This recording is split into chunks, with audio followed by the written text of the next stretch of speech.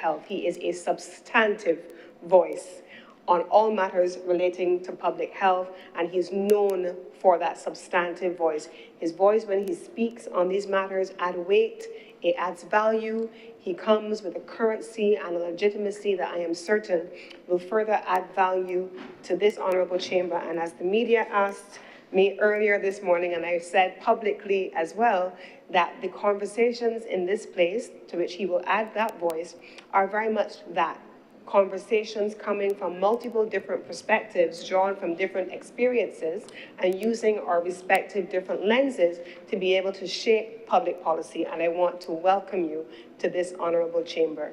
And equally, I would wish to welcome Senator Tate back to the Senate. Thank you very much, Mr. Chair. Senator Worrell. Thank you, Mr. President. And I, too, on behalf of the opposition, would like to welcome both senators to the chambers, and in particular, welcome back Senator Monique Tate. I would definitely have missed her contributions had she not been here, so I am very happy to see her here. And I want to take this opportunity as well to commend former Senator Crystal Drakes for her outstanding contributions which she made in this chamber. I always look forward to listening to her very sober approach, especially on economic matters, as that is her area of expertise. And I do believe that we have not seen the last of former Senator Crystal Drakes. She is someone who is definitely committed to the development of Barbados, and I'm certain that we will hear more about her work and her accomplishments, and we may very well see her back in this place or in the other place sometime soon. I don't know if she has aspirations for the other place, but maybe here. But I think that we must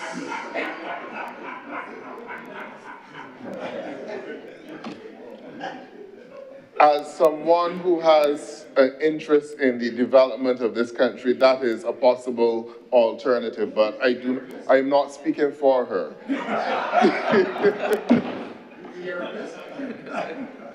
Mr. President, I also want to take this opportunity to welcome my neighbor, Senator Connell, who happened to have been my deputy head boy at the law school, and I think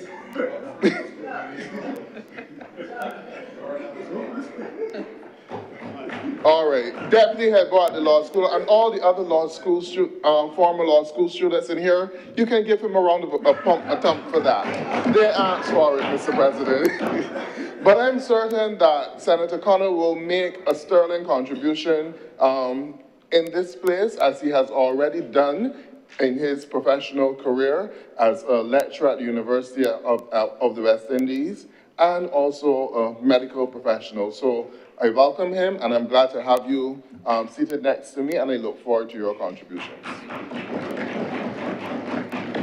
Senator Reverend Dr. Rogers. Reverend Dr. Rogers. Thank you very much, Mr. President. I too rise to lend my voice to welcome those who are coming into the Senate, but also firstly to thank Senator Dr. Crystal Drakes for her presentations and her presence in the Senate. She was my neighbor throughout my tenure here, first to my left in the opposition, and then to my right as an independent senator.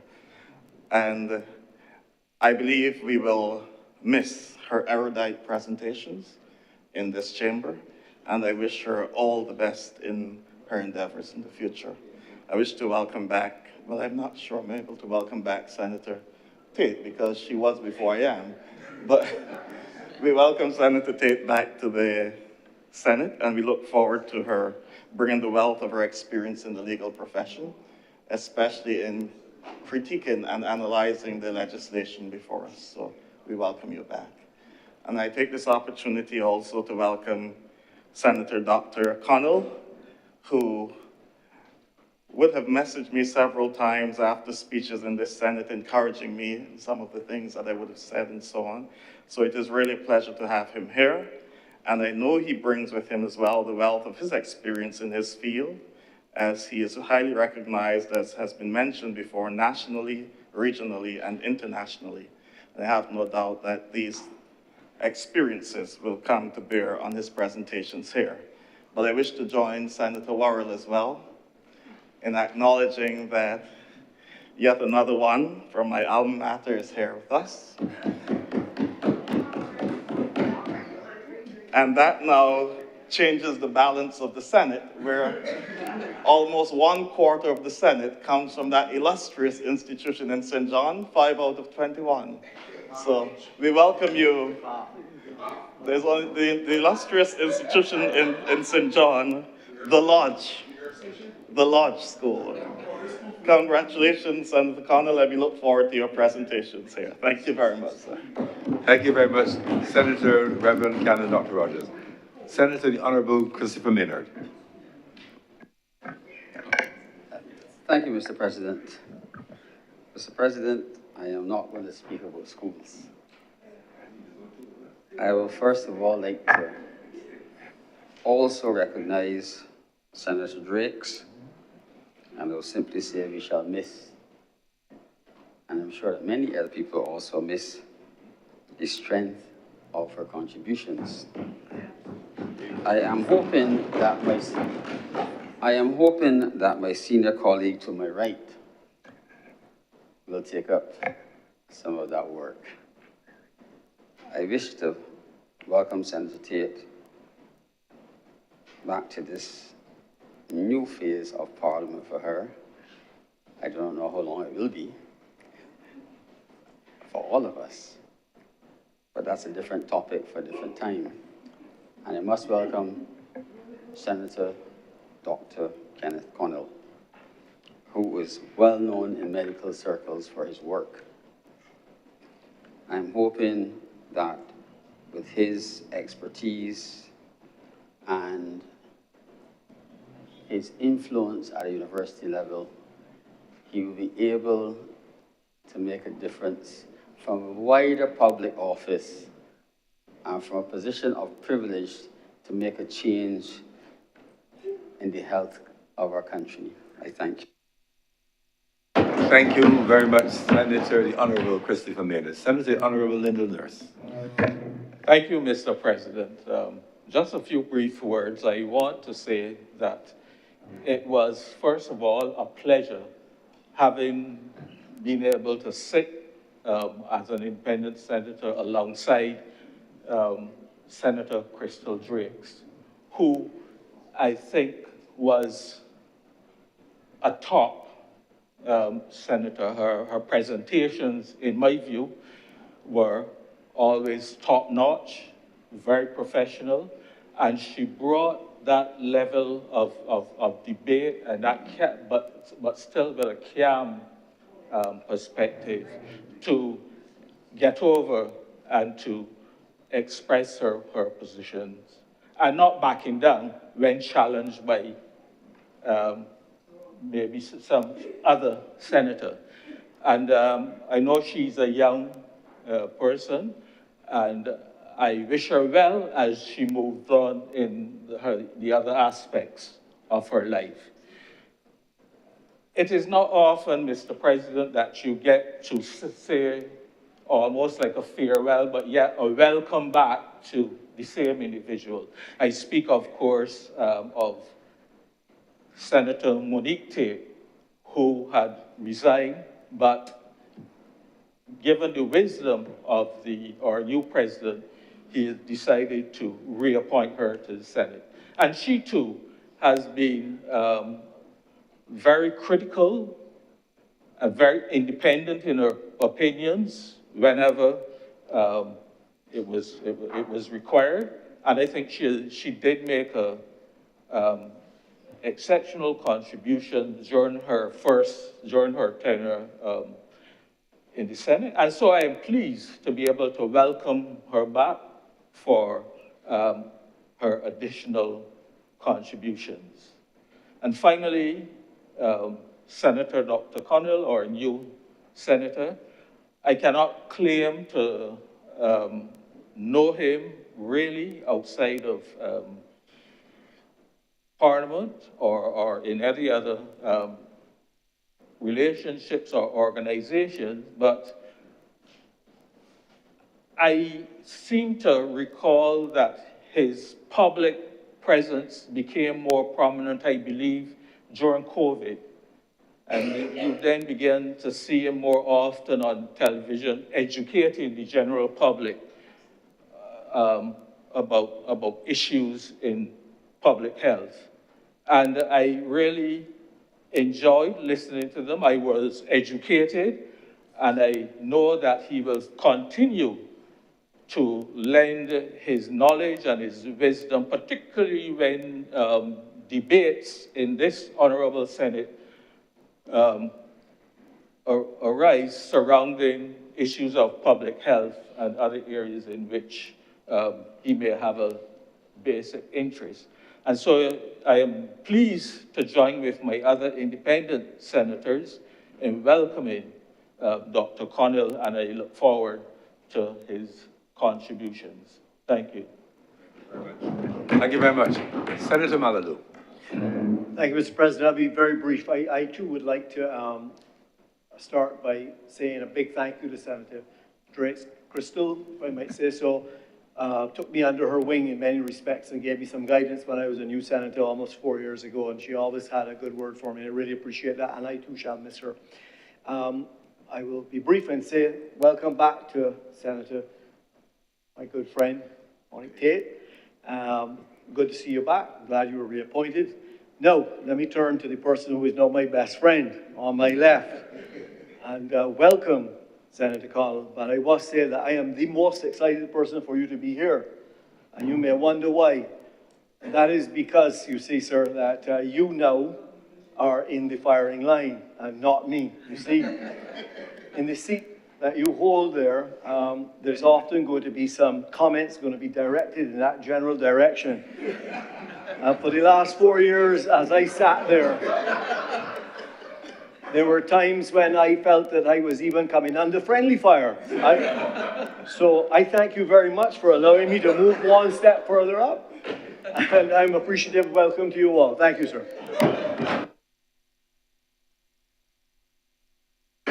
Thank you very much, Senator Malalou. Okay, thank you very much for those comments.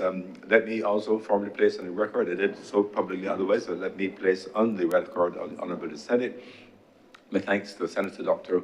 Crystal Drakes, who made an outstanding contribution during her time here in the Senate. All that has been said is correct in terms of the quality of the presentations. I've been fascinated by her eclectic studies, combination of economics and the environment, which is particularly important for us being a small island that is a large ocean. And for us, the economy and sustainable development is not a fad, it's a way of life. It is, if we don't do it, well, then that's the end of it, end of us. And so I wish Senator Drakes, former Senator Drakes, all the very best. Those of you who have not bought the book yet, Beyond the Beach, Conversations on the Blue Economy, wonderful book which you co-authored, which again shows her ability to marry scholarship with everyday communication and tackling issues to everyday people. And I certainly am of view that she's not lost to the public space, and that we will see her in whatever manifestations she may choose to do so on the academic side, public policy side, or otherwise.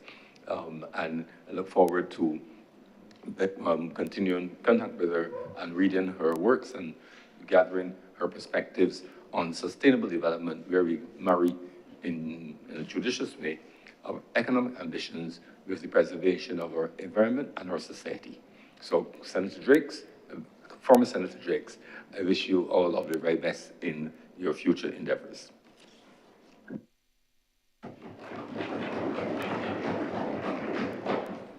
Announcements by Your Honor.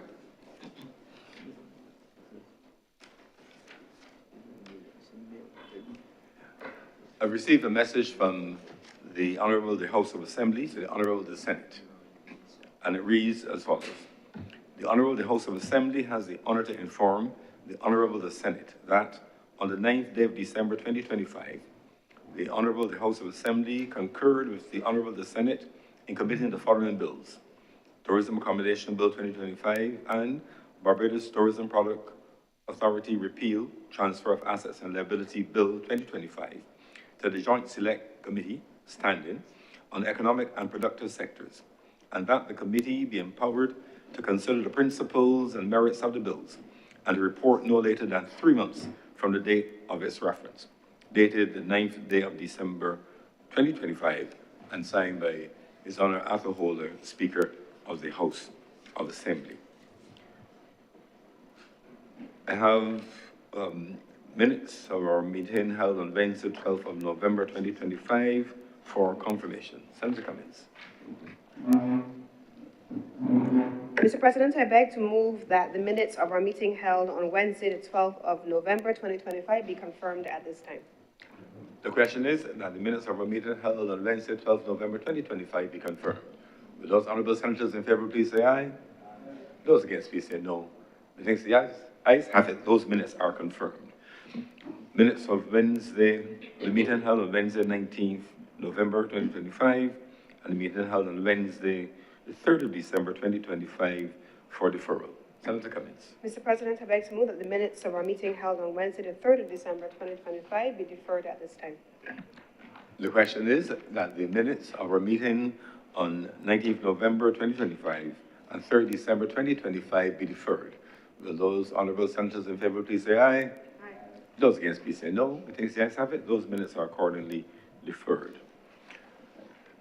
We have indications of late arrival from Senator Kevin Boyce. Yes. And those are the announcements for today. So, I'm sorry. It's a pleasure to welcome visitors to the Honorable the Senate today, Principal Tanya Hardin of the St. Michael School, along with a number of students. I'm advised that the students are Thea Herbert, DeCarrie Barrow, Anya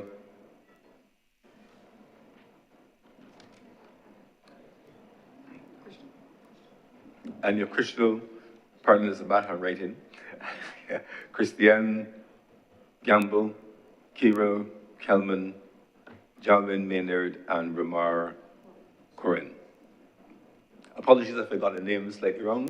My intention is very, very pure, and it's just my reading skills may not be good. The leader of the House of Government Vincent Senate is urging me to say what school they're from. The St. Michael School.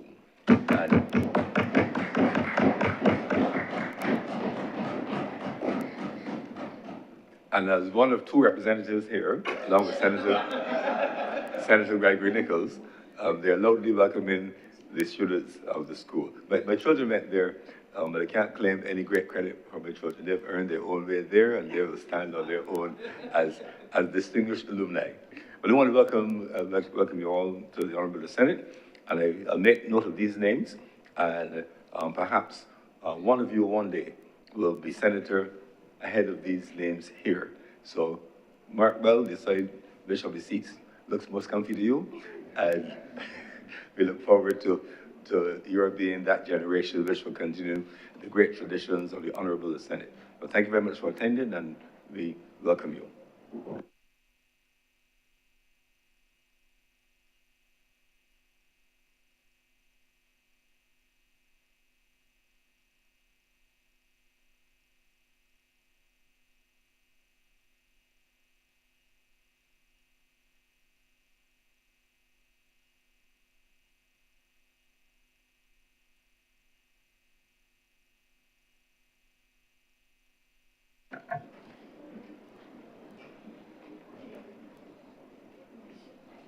Presentation of petitions, presentation of papers. Senator Cummings. Mr. President, I am commanded to lay a number of documents in the Honorable the Senate today. They are as follows: duties, taxes, and other payments exemption, Lisa Scott order of 2025, duties, taxes, and other payments exemption, like you know, Mr. President, No Sandumiana Ayere order 2025, Duties, taxes, and other program payments exemption, Corinne Critchlow, Order 2025. Duties, taxes, and other payments exemption, Watney Woods, Order 2025. Number 132 of 2025, duties, taxes, and other payments exemption, the Maria Holder Memorial Trust Order of 2025. Number 133 of 225, duties, taxes, and other payments exemption, Bethel Senior Citizens Home Order 2025. Duties, taxes, and other payments exemption, Chickmont Foods Limited Order 2025. Number 148 of 2025, duties, taxes, and other payments exemption, Sanitation Service Authority Order of 2025. Number 146 of 2025, duties, taxes, and other payments exemption, Barbados Revenue Authority Order 2025. Number 145 of 2025, duties, taxes, and other payments exemption, Corey Marshall Order 2025. And finally, the audited financial statements of the Barbados Tourism Product Authority for the years 2020 to 2021.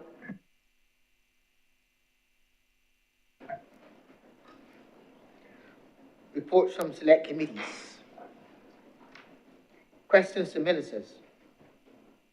Request for leave to move the adjournment of the Senate on matters of urgent public importance. Statements by ministers or parliamentary secretaries. Personal explanations.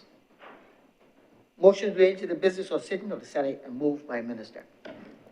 Mr. President, I beg to move the suspension of Standing Order 45-2 for the remainder of today's sitting. The question is, the Standing Order 45-2 be suspended for the remainder of today's sitting. Will those honorable senators in favor please say aye? Aye. Those against please say no. The next the ayes have it. Suspension, the Standing Order 45-2 is therefore suspended for the remainder of today's sitting.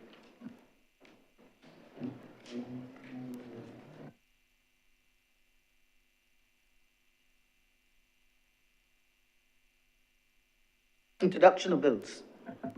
Senator Cummings. Mr. President, I beg to move the following bills now be committed for first readings. They are as follows. First reading, Mr. President, of the National Payment System Amendment Bill 2025, to have the first reading of the Central Bank of Barbados Amendment Bill 2025, and the first reading of the Economic Diversification and Growth Fund Bill 2025.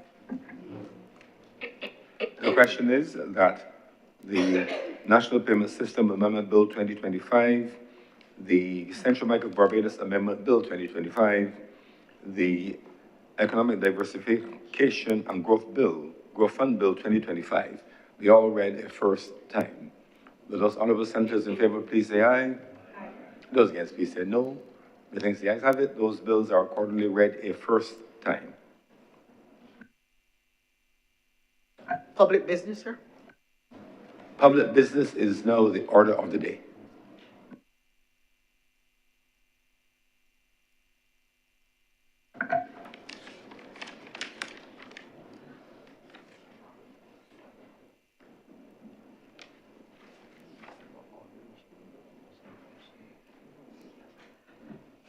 Mr. President, order number 9.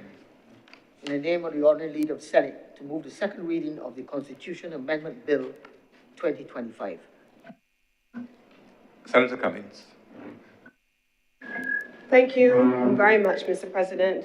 Before I get into the substance of my presentation today, I want also to join with others who have spoken in acknowledging the contribution of Senator Crystal Drakes. Senator Crystal Drakes and I joined the Senate in 2018 together. She, at the time, as it were, she was an opposition senator at the time, and subsequently in 2022, she returned to the Senate also with me, this time as an independent senator. But wherever she sat, whether it was on the opposition bench, opposition side, or on the independent side, she brought a level of substantive contribution to each intervention that she made in this chamber. We had robust discussion, but it always was with mutual respect. Oftentimes, you saw Dr. Drakes, as she became subsequently, then benefit from the absolute support of the members on this side, certainly even on the government side, who recognized not just her sound brain capacity, her intellect, as we would call it, but also her willingness to dig deeply and to provide substantive contributions. And so we celebrated jointly with her, and we slogged along with her in the background, watching her as she worked hard to achieve her PhD, and we celebrated with her once she crossed that milestone. We equally celebrated with her when she published her first book as a part of her University of the West Indies development process. And so I have to stand today, Mr. President, in a substantive moment to say thank you to Senator Dr. Crystal Drakes, as we became so used to calling her affectionately almost, because I remember on the day that she first came to the Senate after achieving her doctorate, I went to the clerks and said to the clerks, you need to change her name because we want to be able to celebrate that she's now Dr. Drakes. And we took great pride in calling her that even before she became a doctor. We don't always agree in this place, but one thing I can tell you, and I think any of us in this place would agree, is that she was never one to disagree and be disagreeable or backgardish or anything of the type. She was always rooting and grounding her disagreements in her belief system and her philosophy, especially as it related to matters of the blue-green economy, for which she became very well known as an opposition senator. And to say that we will very much miss her voice in this honorable chamber is, I think, an apt reflection of her tenure here from 2018 until 2025. We are certainly sad to see her go. We wish that, like many of the others, she had been here with us and had stayed on with us, but we wish her every success in her future endeavors, and we want to congratulate her for a tenure well served. Thank you very much. I have already welcomed our new colleague to this chamber, and I'm very much looking forward to his early contributions. Now, Mr. President, I am also very pleased to welcome the students of the St. Michael's School here today, the students who constitute the leadership of the St. Michael's School Student Council. And I see my colleagues giving me side-eye, Mr. President, but they have the ability to invite whoever they want. They can invite members to join us here in this chamber. And so that they have not done so is a matter for them. But I'm very happy, Mr. President, not just to welcome the Student Council of the St. Michael's School, but the principal who has come with her students and is here in the Senate chamber. Thank you very much. Now, Mr. President, we see a lot of young people a lot of times, and regrettably, we take a lot of pleasure, some people at least, in circulating every fight, every young person who is arrested or alleged to have been involved in something that is problematic. I wish as a people we would take more pride in circulating these exemplary young people who do well every day of the week and share their faces as much as we do those who are problematic. There are more young people in this country doing exemplary things. I know a few of these young people in the Student Council. Two of them in particular I know from before because they have passed through the Model United Nations program that I coordinate on behalf of the Rotary Club of Barbados every year. And there are exemplary young people, and I know that if the other students are members of the Student Council, they too are exemplary young people. And I want to commend them, and like you, Mr. President, urge them, not just here, but when they're going to lunch, pass through the other place, have a peep and see where the seats are, and see if at any point in the future you can see yourself sitting in either chamber of this Parliament representing the people for whom we hope you will soon speak, not just the St. Michael's School, but Barbadians and young voices especially. So welcome to this chamber. And I particularly want to welcome you today on the occasion where we are having a substantive discussion on the future of our Parliament and how it is structured. Now, Mr. President, a few months ago, maybe a few weeks ago, not even months, a few weeks ago, we here in this chamber had a lengthy discussion on the report of the Parliamentary Reform Commission, We looked at the time at the recommendations that had been made, and it was an assessment of the report itself. It did not purport at the time to assess which direction as a country we should or should not go. We looked at the time at the recommendations, recommendation by recommendation by recommendation. We looked and we had an expansive presentation made also by Her Honor, the Deputy President of the Senate, Her Honor, Ms.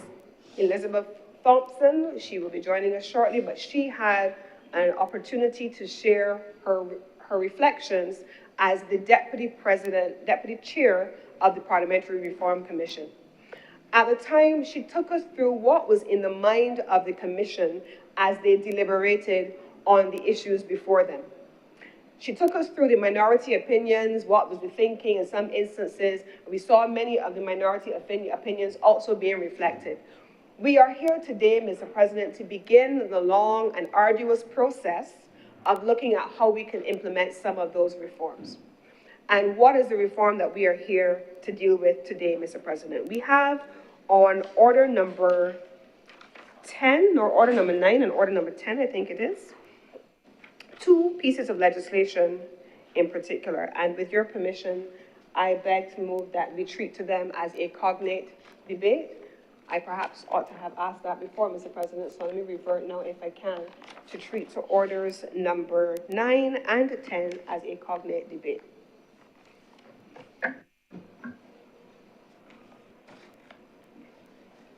The question is that order number 9, second reading of the Constitutional Amendment Bill 2025 and the second reading of the Parliament Miscellaneous Provisions Bill 2025 be treated as a cognate debate. And for the member, for the benefit of our new member and for those in some hearing of my voice, the measures are voted on individually. However, the debate on the second reading, the policy issues, any matters related to the two bills are dealt with in one discussion. But we pass order number, we vote on order number 9, then we open number 10 and vote on that separately. The lead presenter on the bill will naturally need to present the key features of both bills in the lead up of the debate, if it is a cognate debate. So the question is that we treat order number 9, order number 10 as a cognate debate. Will those honorable senators in favor please say aye? Aye. Those against please say no. The things ayes have it. We will therefore treat orders number 9 and 10 as a cognate debate in this second reading. Please proceed, Senator Cummings. Thank you very much, Mr. President. Mr. President, the first bill, order number 9, is a relatively short, but I would normally say in some instances a simple bill, but this is a substantial matter, and so I'm going to take us through the bill. In the first instance, Mr. President, we have at clause 2, the changes that are meant to be made to 45A, and so it speaks to specifically the Speaker and the Deputy Speaker and the amendments being made to the Constitution or proposed to be made to the Constitution. In the first instance, it says that there shall be a Speaker and a Deputy Speaker of the House of Assembly, and for the benefit of our students and our new senator, we usually in this chamber refer to the other place when we refer to the House of Assembly, but I speak to it here because that's how it's listed, that they shall be elected in accordance with the provisions of this section. When the House of Assembly first meets after the dissolution of Parliament, which is usually after an election, and before it proceeds on to the dispatch of any business, this is the customary first order of business of any Parliament, the election of a Speaker of the House.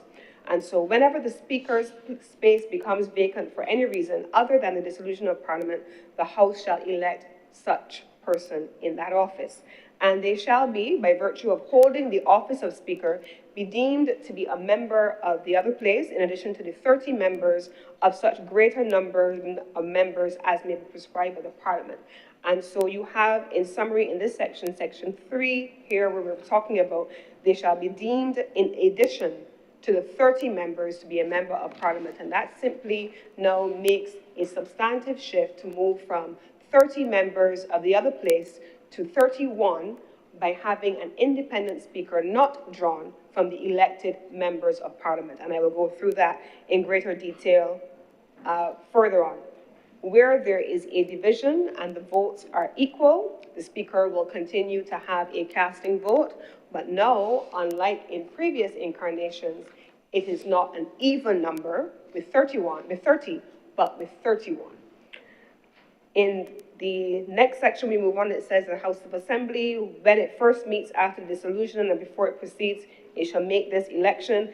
That person will not be a minister or parliamentary secretary, and so they are meant to be the deputy speaker. And if the deputy speaker's role becomes vacant for any reason other than a dissolution, the parliament shall, as soon as practical, elect another person to that office.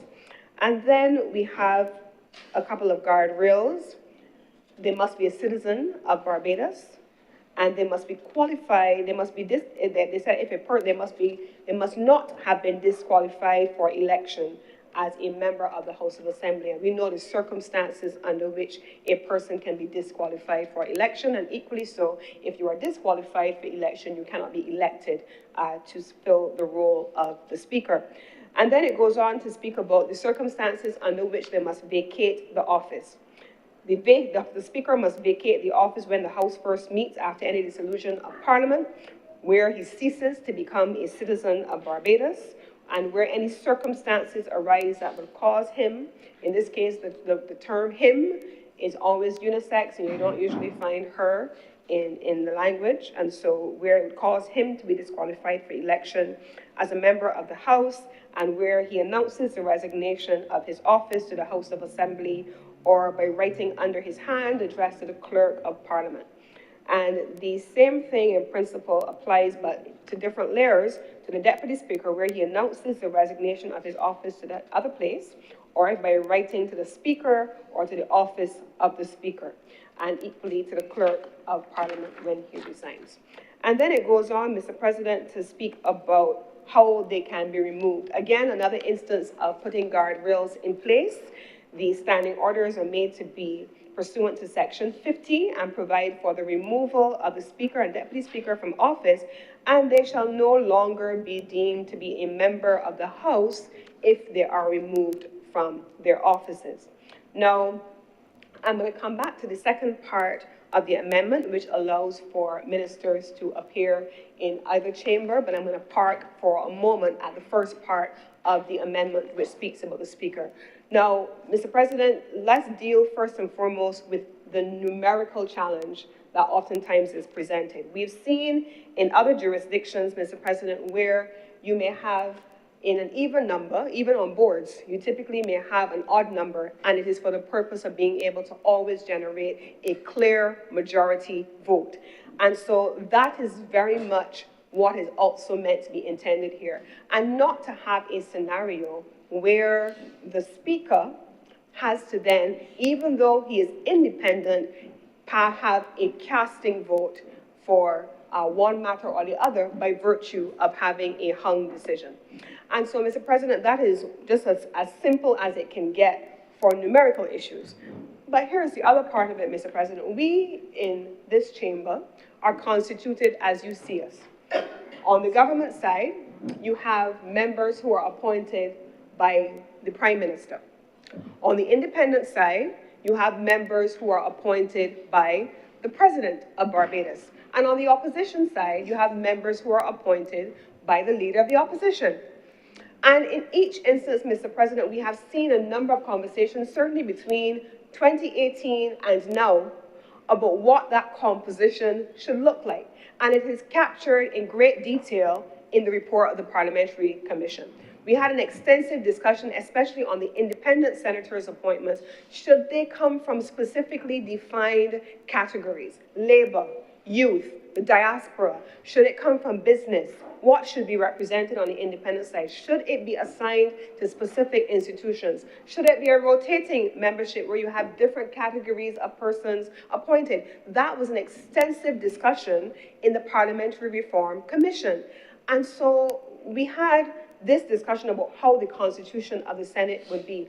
But equally, in the other place, you have persons, all of them, who are drawn from elections. They're representing a constituency, but just like in this place, Each person has a specific voice that they represent. If you represent the government, you represent an independent voice. You typically would hear, Mr. President, persons like Senator Malalou speaking about matters relating to business and real estate, given his experience, and tourism, given his experience.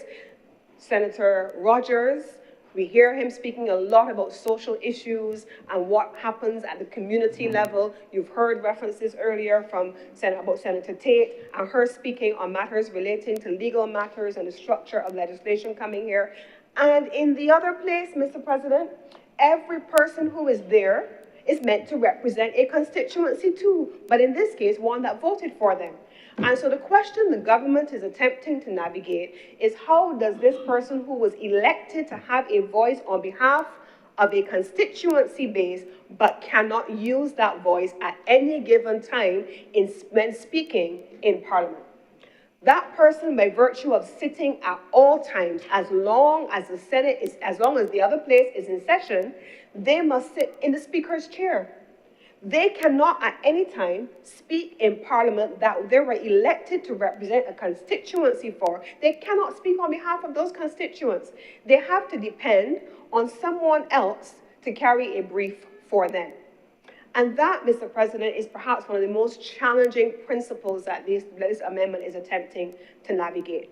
How do you have a Labour representative, for example, if they were to be so appointed as Labour in the Senate? And if we recall, between 2018 and now, we have had 2 representatives appointed as independent senators from Labour.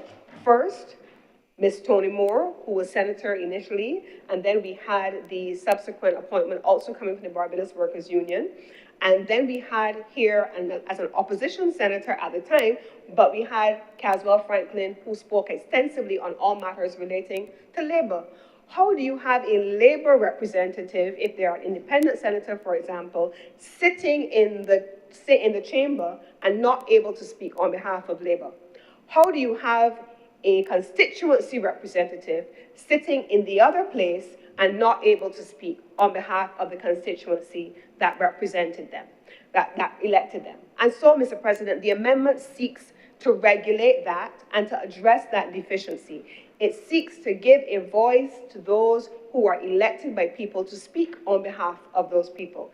And so the representative of whichever constituency who elects a person now can have the comfort that when they mount the stairs to enter Parliament, that they are no longer constrained by having to sit in the Speaker's chair and not advocate on their behalf from that posture. And so the proposal, Mr. President, in this first section of the legislation is that the person sitting in the chair must not be a representative of a constituency, and they must have the ability to speak on behalf of the person who was elected, must speak on behalf of their constituents, and the person who sits in the chair must not be elected on behalf of constituents. And so that is the separation that this amendment now brings. Now, this is not an amendment without precedent. The government would not and has not brought anything to this chamber that does not have precedent. Now, where do we find precedent, Mr. President? Now, there are others who will speak during the course of today's discussion, and they will speak about the minority opinion that gave rise to this separation. And there were 2 commissioners who, in the parliamentary commission report, spoke about the independent speaker being appointed. You will hear about that in a little bit. But there are other jurisdictions that had these changes. Trinidad and Tobago is one example. And if you look across the Commonwealth, there are also other examples where this has been done. In Commonwealth jurisdictions, for example, you have India, you have South Africa, you have Australia. They have also taken an approach as it relates to the independence of a speaker and having a strong parliamentary background. One of the things that this amendment also calls for is for that person who is appointed as a speaker to have a strong parliamentary background. Mr. President, I was a public officer in a previous life, in an early life, when I was a Foreign Service officer. And there are things that I would not know about the mechanisms of government if I did not work inside of the government service. Equally, I am a government minister now. And there are things that I would not know or would not understand about the workings of government, and things that you cannot say to the public in some instances by virtue of sitting where you sit. And that is not unique to government. Any leadership role positions you where you are always going to be privy to things which you cannot say in the public domain, but you have to be able to find that balance as to how you communicate output versus what the considerations are. And so equally so, Mr. President, we now have a position here where a speaker has to be appointed from those persons who have experience and who understand parliamentary procedures, who understand how the debate will at times be rigorous, but how to manage and to mediate in the middle of that rigor, impartially, fairly, and without appearing in any way to have a bias in favor of any given side. So the importance of parliamentary experience is critical. Public service experience is also critical, and we have seen that, especially in the debate in the other place. So minimum number of years in public service, we expect that persons who are coming in and have that experience, they will bring value to the role of the independent speaker. So this is one matter here, Mr. President. Now, in the minority opinion from Commissioners Thompson and Ishmael, they recommended that you would have a speaker from outside of the Parliament, as I have just described, and that all members of Parliament, as I have said, this is documented in the Parliamentary Reform Commission, and we have Madam Deputy President who is here, and she will speak for herself in that previous role. And so the Cabinet's view, having looked at all of these considerations, looked at these best practices, looked at the report, looked at the actual operation of the other place, felt that this was a direction in which we should go. Equally, Mr. President, and I must point out, we also, when I mentioned that Senator Crystal Drakes and I joined, we are one of the 5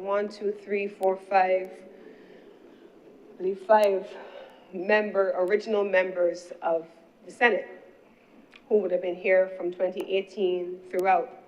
We remember very well what it was like when, in the first instance in 2018, the government side won 30 seats. We remember in 2022, when the government side won 30 seats. And we also remember when a member crossed the floor and constituted the role of leader of the opposition and the various changes that came about as a result.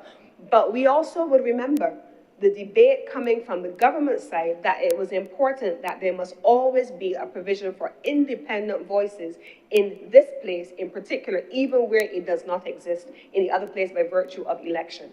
And so the independent speaker also factors into that, where the speaker is going to be elected, especially in circumstances where your numbers are skewed, and we want to be able to preserve the democratic traditions. So, Mr. President, there are a couple of things that I want to say specifically on this. Closer to home, I know I've mentioned other jurisdictions that have these measures in place. In Trinidad, 2002, all of us remember what happened in Trinidad in 2002. It became impossible to govern, impossible to govern. And so the government looked at not just what we have seen happen here. We looked not just in jurisdictions farther afield, but we looked right here closer to home, and we looked at a 2002 case of Trinidad and Tobago. It became impossible for them to actually have a functioning parliament. One side won an equal number of seats as the other one did, and they could find no clear way forward. Equally, Mr. President, they could not elect a speaker, because if they had elected a speaker, it would have meant that one side would have given up a number to help sit on the side either of the government or on the opposition, and they could not move forward. No one wanted to give up that one space because they had an even number of votes on both sides. It became an impossibility, Mr. President. The government here is trying equally to avoid that scenario. So the government has put the measure before us on the table. In another instance, Mr. President, right here in Barbados, even closer to home, we had a circumstance where Barbados we did not have an even number, but we had too close a number here in Barbados, and you had to coordinate with the opposition and the government to figure out how many members in any given sitting could afford to be on vacation or on overseas travel because you couldn't get the House to function otherwise, Mr. President. Barbados has had that own scenario right here at home. And so the government has sought to regulate these discrepancies by having an independent senator, an independent speaker sitting outside of the cut and thrust of political representation. And this, Mr. President, is the matter for the amendment of the Constitution to make this change. But then the government goes on in the second section of this bill, which is what I want to come to now, which is on the attendance of ministers in either place. The right of audience, as you call it. Now, Mr. President, I must tell you, when the Attorney General in particular was presenting on this amendment in the other place, he spoke especially about matters relating to legal issues that arise. We spoke also on Senator Maynard in particular, and now Senator Connell will also have this scenario where medical bills that come to this place, the Minister of Health sits in this place, and he happens to also be, like you, a medical professional. So he not only is managing the bills themselves in terms of the legislative agenda, but he's a practitioner in his own right. And the way in which he can present on those bills may be entirely different than, say, the minister in the Ministry of Health, who is neither a practitioner or the substantive minister can do when it has to go to the other place. And equally with the Office of the Attorney General, here, I believe on all of our sides, we have legal expertise. Senator Nichols is a renowned constitutional expert in his own right, a lecturer, a litigator in his own right, and it has been to the government's advantage to have a litigator and an attorney of his credibility on the government side, and the same with Senator Thompson. But in the absence of legal expertise on the independent side, you have Senator Boyce.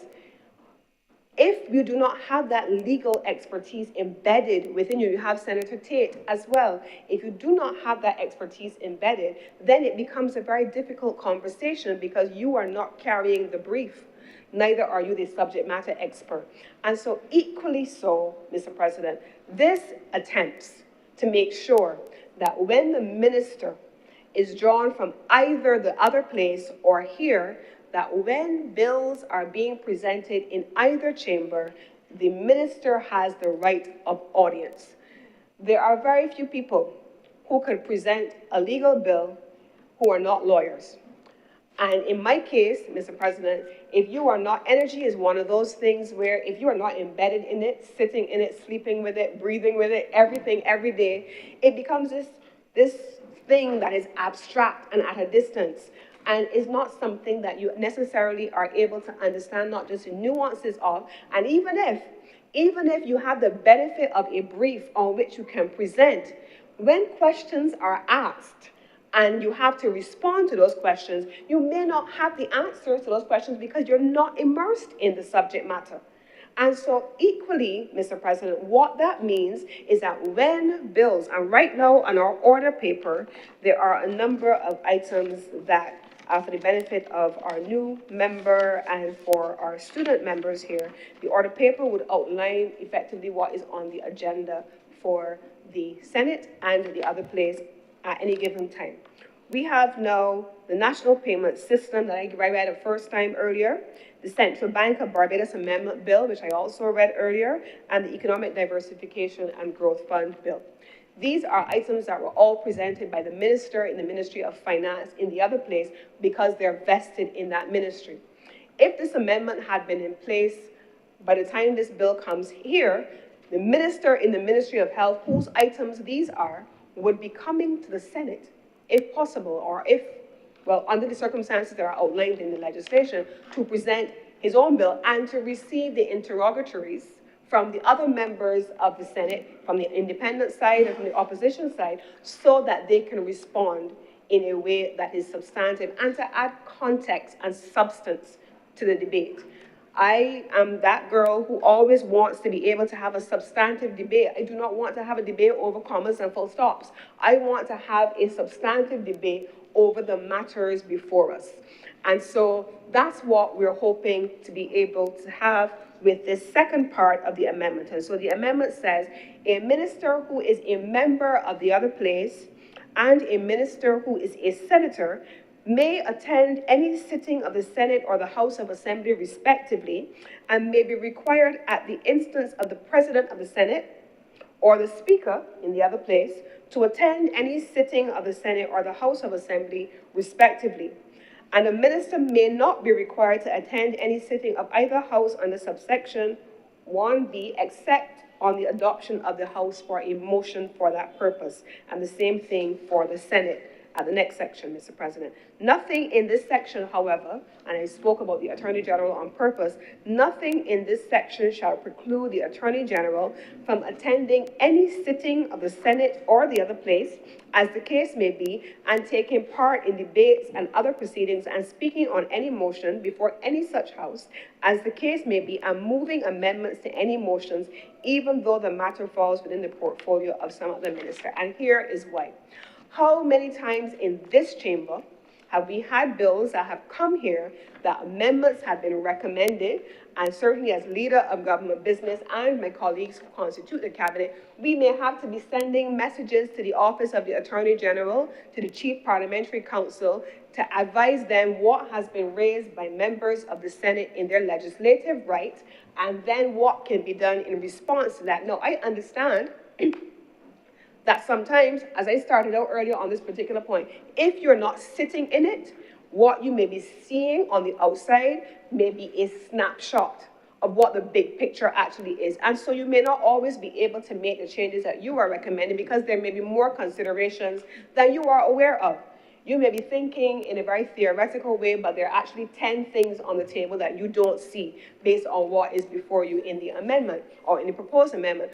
But there's one office through whom nothing can get here. Before they get to cabinet, they must have the certification of the Office of the Attorney General. Before they get here, they must have been signed off on by the Chief Parliamentary Counsel. They must have been reviewed by that office. So there is no pathway to here unless it goes through the several offices that sit under the Office of the Attorney General. If it is a contract of some kind, it must go through the Office of the Solicitor General. And the Solicitor General's office equally sits under the Office of the Attorney General. So whether it's CPC, SC, SSG, all come through the Office of the Attorney General, and most things that come here, not most, everything that comes here from any ministry must have the certificate of the Attorney General. And I know the Attorney General myself is one of that. He will tell me a lot of times, but Lisa, I have to read these bills. I don't rubber stamp these things. I have to sign off on it, so I have to make sure. And so he will see the bill first. And this particular amendment acknowledges that. This acknowledges that the role of the Attorney General is sacrosanct in the process of parliamentary reform. Now, if we recall, imagine by the time we have made all of the other amendments overall that are recommended by the Parliamentary Reform Commission, we'll have a complete suite of amendments. And what do I mean when I say that?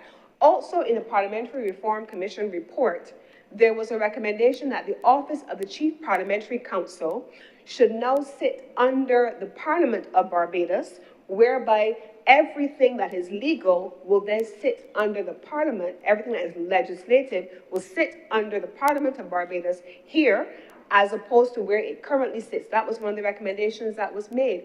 And so imagine this amendment sitting alongside the additional proposed recommendations coming from the Commission.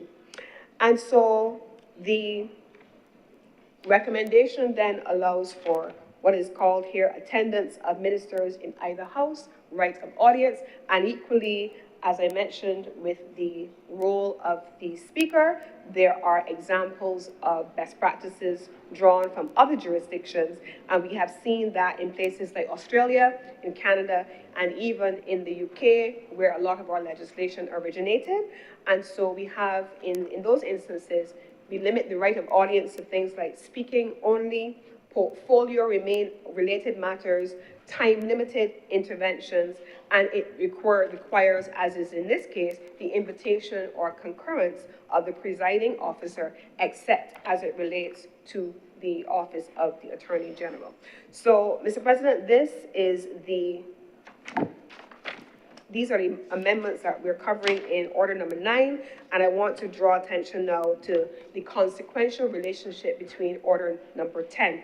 Order number 10, if it is that we are drawing a speaker independently and they're not a member of the elected class, there must be some provisions put in place to allow for them. And what are these changes, Mr. President? We have, in the first instance, the bill is called Retiring Allowances, Legislative Services, and the Senate and House of Assembly Remuneration and Allowances of Members Act 13, Cap 13A. So there are two things that I'm going to cover in this piece of legislation, Mr. President. In the first instance, it allows for the remuneration levels for the independent senator to be set, independent speaker to be set. We know that there is already a remuneration level for the speaker, and it simply transitions that away from being a member of a constituency representative class into an independent speaker. But equally, Mr. President, it then goes into another class, which is on retiring allowances, and it covers under these retiring allowances what would be provided for in their pensions. And so we have in section 2, we have delete the definition of legislator and substitute the following. Legislator meaning a person who is an elected member, they're elected Speaker of the House of Assembly, and not being a person referred to in the above paragraphs, but a holder of a specified legislative office. And then it went on to make these further changes, Mr. President. And then you have here consequential amendments that are covered, equally so for the Speaker. It speaks about a person who's elected to the Speaker pursuant to the section 45A2 of the Constitution shall be paid such emoluments as Parliament made prescribed pursuant to section 45A7 and enjoy the same conditions of service as elected members of Parliament. So, Mr. President, these are some of the amendments that we are seeing here specifically for the Speaker as we have as I have outlined in the bills that I have gone over. Now, in my final comment, I just want to give an indication that in preparing for today's debate, I looked at other jurisdictions as I had called them. I looked at what was happening in places like the UK, Australia, Canada, we looked at India, we looked at UK specifically, and where some of the potential opportunities are. And one of the things that we also found across the Commonwealth, more generally, including in the Caribbean, is that Barbados, with these amendments, is on the right policy path. Have we completed all of it? Not yet, but Rome was not built in a day, and we will continue the process. But it is on the right path, and we are hoping that Barbados then, with these changes, and as we continue to make any additional changes, that Barbados will continue to evolve. We have set qualification criteria. We've looked at the security of tenure. We've looked at codifying impartiality. We've looked at what the procedures are for removing those persons, and we have established guardrails on ministerial rights of audience. These are future-proof reforms, Mr. President. This is continuing to evolve a parliament that has not seen any changes in all of our generations, Mr. President. And so have we made all of the changes? No. Let me step right in front of that and say, no, we have not. Will we have to make more changes as we go along and as we continue to consult and engage with the public of Barbados? We must. Equally so, Mr. President, we know that there was a Constitutional Reform Commission and there was a Constitutional Reform Commission report. And in that Constitutional Reform Commission report, it went back out to the public of Barbados, and we had members in this chamber, Senator Rogers and Senator Nichols, who sat on that committee, and the public of Barbados gave their feedback, and they really wanted us to make some substantive changes as we move forward. How we're going to incorporate those, I'm looking forward to seeing what some of those changes are. But in summary, Mr. President, and as I close on this particular amendment, bringing orders number 9 and 10 together, the appointment of an independent Speaker of Parliament is a future forward recommendation. The independence of the Speaker and the preservation of the rights of an MP who has been voted for by constituents is a future-forward proposal.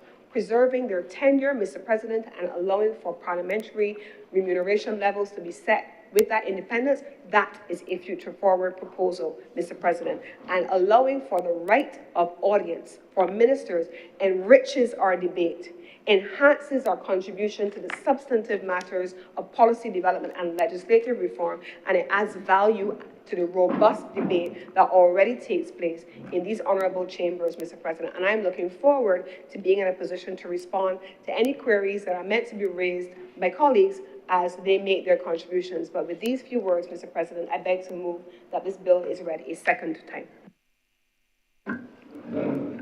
Thank you, Senator Cummings. Senator Warren. Thank you, Mr. President. And I rise to make my contribution to this debate and dealing with both matters, order number 9 and number 10, and also to acknowledge the students from the St. Michael School, the student council, I believe they are, and welcome them into the Senate chamber. And I hope that they will enjoy, and this will definitely, and we will see some of them at least actively being involved in politics at some time in the future.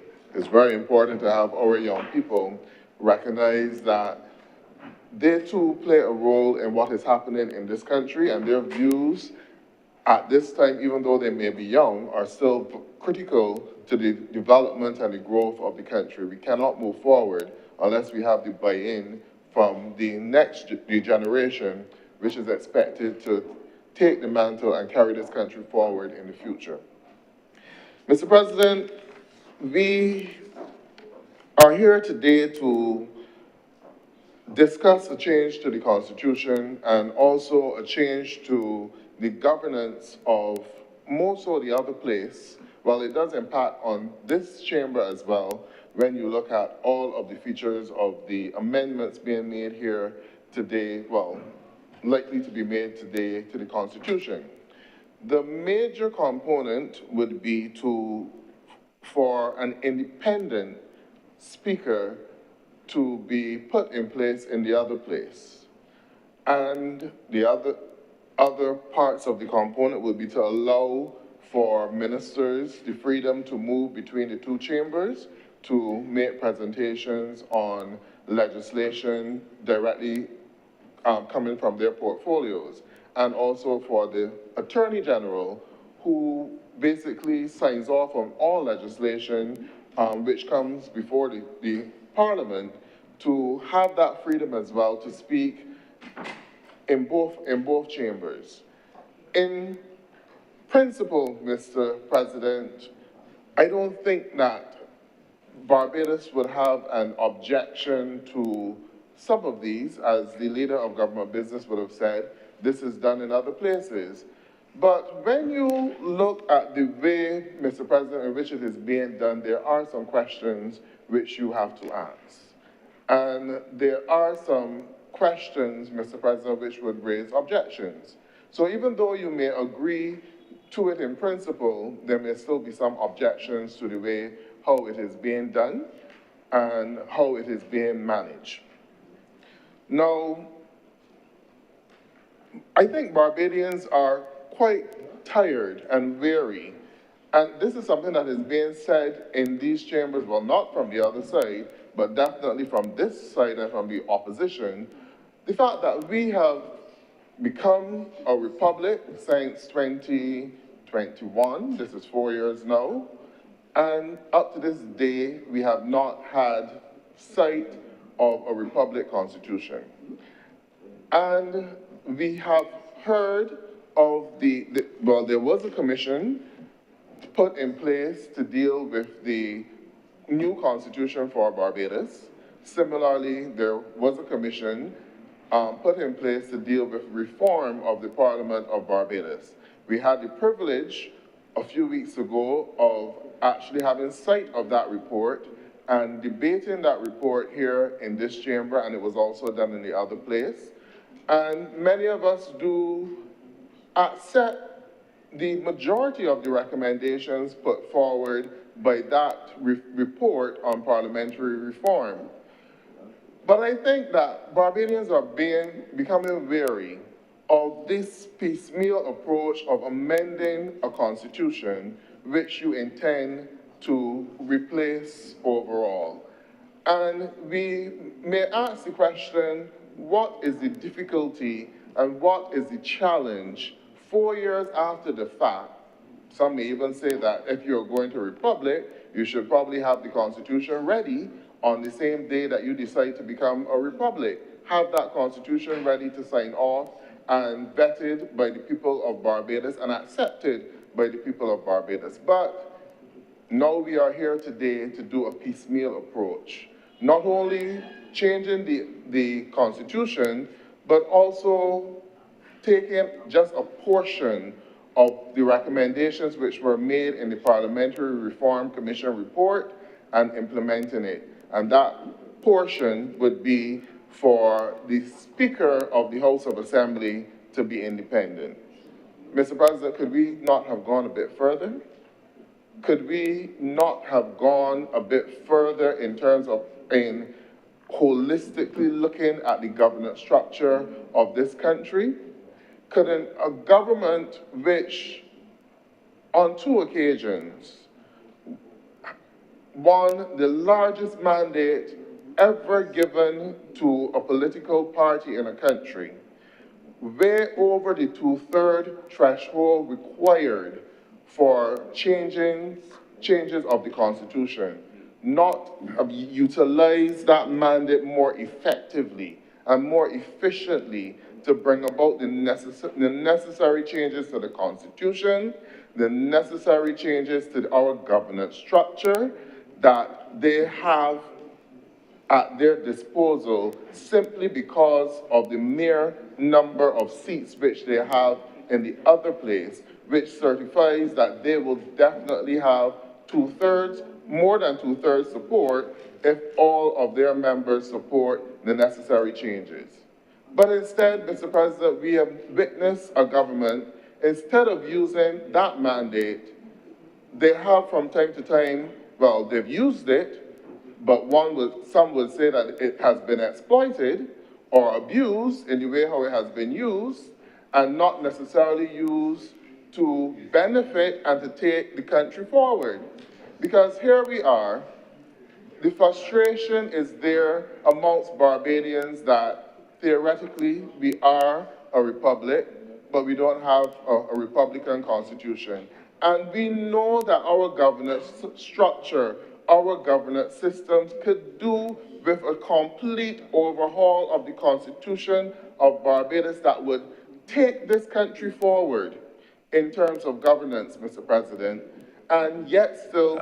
Senator Worrell, I hate to interrupt you, but just a note, as we have students here, you're true in all that you said up to a point. Just remember, though, that there's no 2/3 majority in the Senate. So 2/3 majority in the House of Assembly is fine, but there's no government, according to our arrangements, has a 2/3 majority in the Senate. That would automatically ensure that, notwithstanding the size of the majority in the House, that it will not automatically, but, I take the point you're making, but I just want the students not to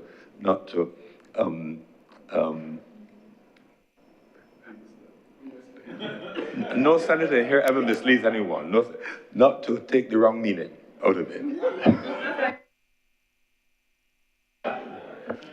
Thank you, Mr. President. And I will, your intervention is worthy, and you must be clear in the point that you're making. I did refer, though, to the 2/3 majority in the other place, with the number of seats which they have won, the overwhelming mandate which could necessarily make the changes to the Constitution.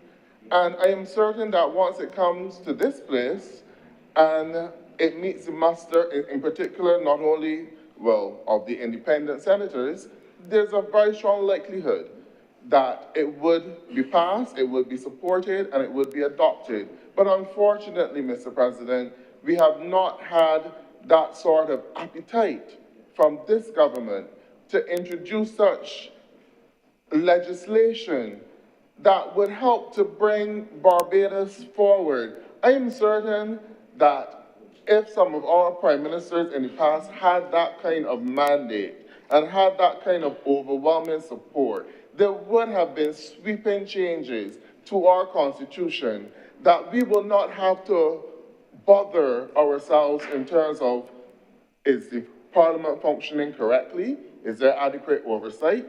Is our judicial system functioning correctly? Is our education system fit for purpose? All of these things, Mr. President, and it is not just a matter of the Constitution, Mr. President, but it's also a matter of the legislation which comes to this chamber to be passed. Because thanks for reminding me, some of these things are not in the Constitution. It doesn't just matter about the Constitution, but the legislation as well. You can also be, Barbadians hoped that there would have been integrity legislation on the books of this country that would hold parliamentarians and senior civil servants to account. But to this day, there is none. Barbadians would have hoped that there would have been freedom of information legislation on the statutory books in Barbados, which would allow persons would not have to be guessing at this stage. Persons would not have to be guessing, Mr. President, about what it costs, what was the true cost of Carifesta. The information would be there, Mr. President. They would not have to be guessing and wondering about the $60 million spent on wasted in the whole project. The information and the access would be there. If we had a freedom of information legislation passed in this chamber, well, passed in this parliament by a government which had an overwhelming majority and which also promised to bring that legislation when they campaigned in 2018 and possibly in 2022 as well, Mr. President. I am saying, Mr. President, that when we look at the legislation coming to this parliament, we really have to question the timing and the effective use of the resources. Now, one could ask, what is the rush out of all of the parliamentary reform recommendations for there to bring this legislation, only this particular piece of legislation dealing with the specific appointment of an independent Speaker of the House of Assembly? What was the rush and what is the major change that you're expected to bring about? I heard the Leader of Government Business speak about dealing with the vote in Parliament, and so that in the situation where you currently have 30 sitting members, the independent Speaker would be 31, and you will have an uneven amount, and you wouldn't have a deadlock. But that argument does not always hold. There's a third part of the legislation which I think the Leader of Government Business did not mention in her response, which is the change to the constituency boundaries, the thresholds for the constituencies, moving them from 120 with a range of 80% to 120%. Now, Mr. President, that is being done to more or less give the Electoral and Boundaries Commission space in terms of if they have to make any changes to constituency boundaries or reallocation of constituencies with the possibility of introducing an additional constituency or the possibility of removing a constituency as well. So the justification put forward in terms of the vote would not hold if either of those two things are done, because you can have a situation where instead of 30 elected seats, they then become 31. So then you end up in the same conundrum again of having 32, which is an even number. So that argument does not hold. So then moving on from that, Mr. President, what is the rush?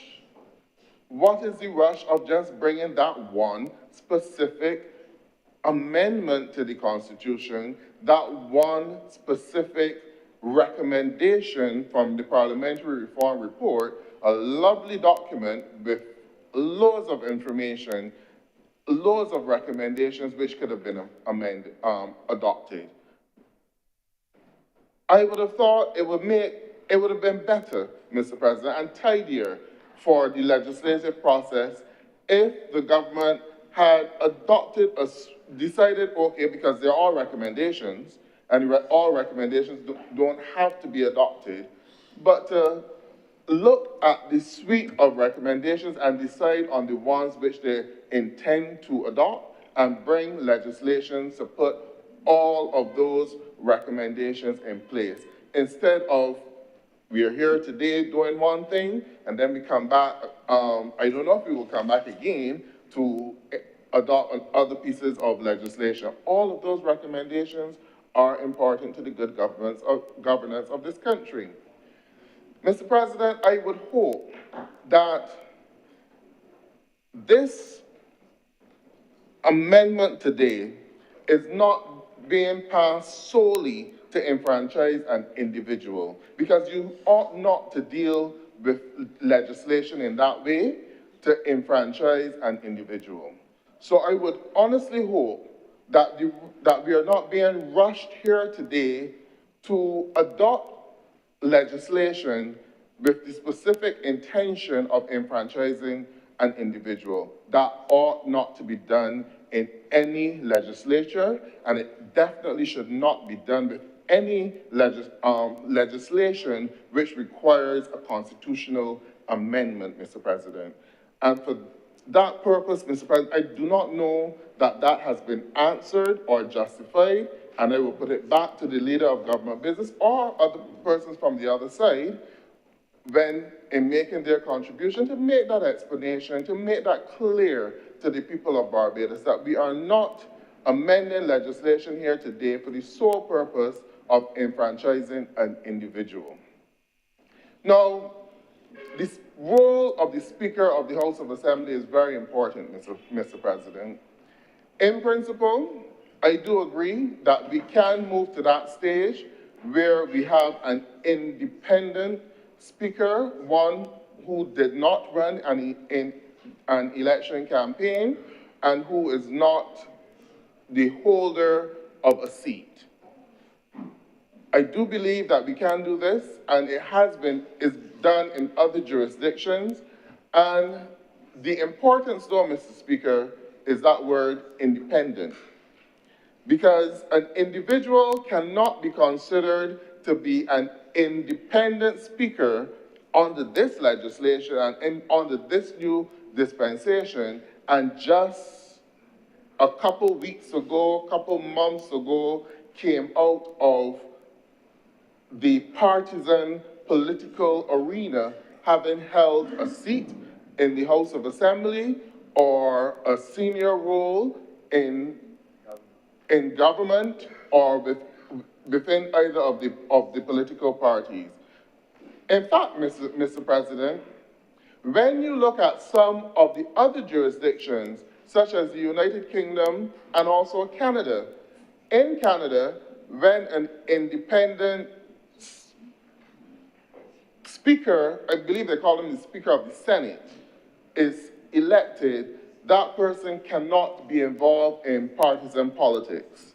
And the same is true for the House of Lords in the UK. If an independent speaker is elected in the House of Lords, that person cannot be involved in partisan politics, meaning they cannot hold a position in the Conservative Party, the Labour Party, or any of the other parties within the UK. So if we are going to go that route, I believe that we should also follow similar principles. You cannot be one day a member of parliament for constituency AYZ on a BLP or DLP or any other party ticket, and then expect that you can saunter into the chamber as an independent speaker.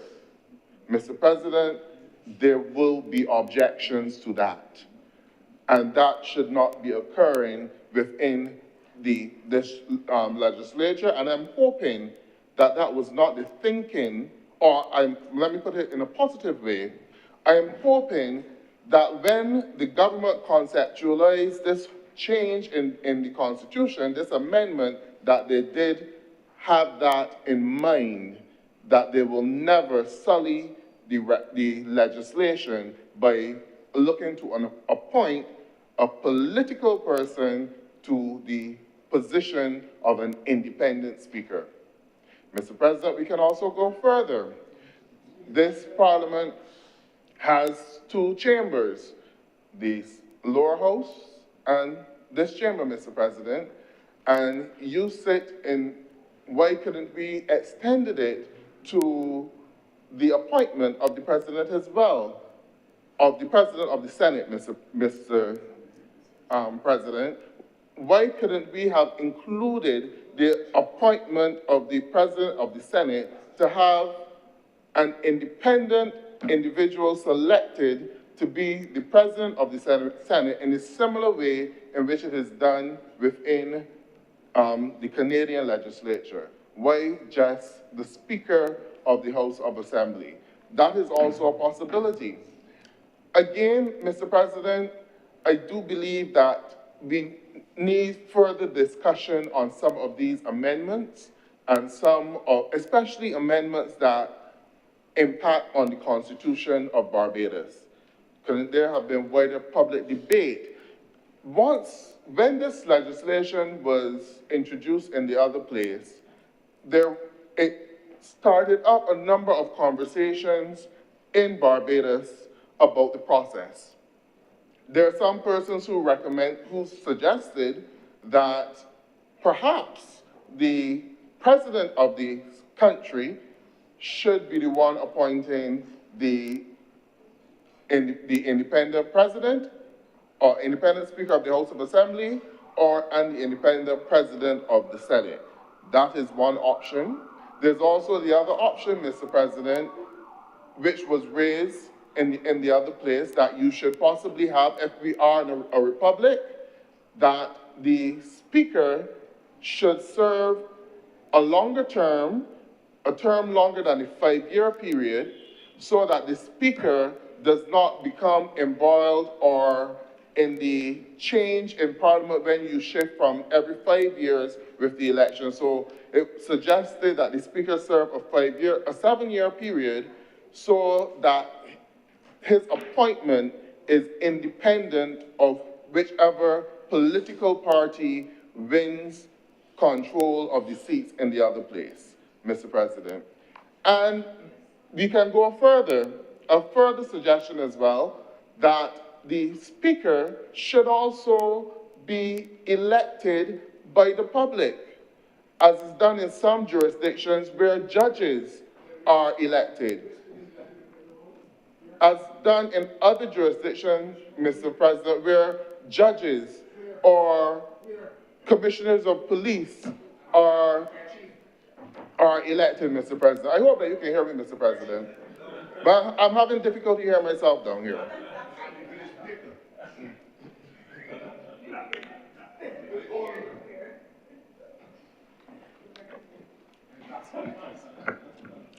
That was also another option, Mr. President. So,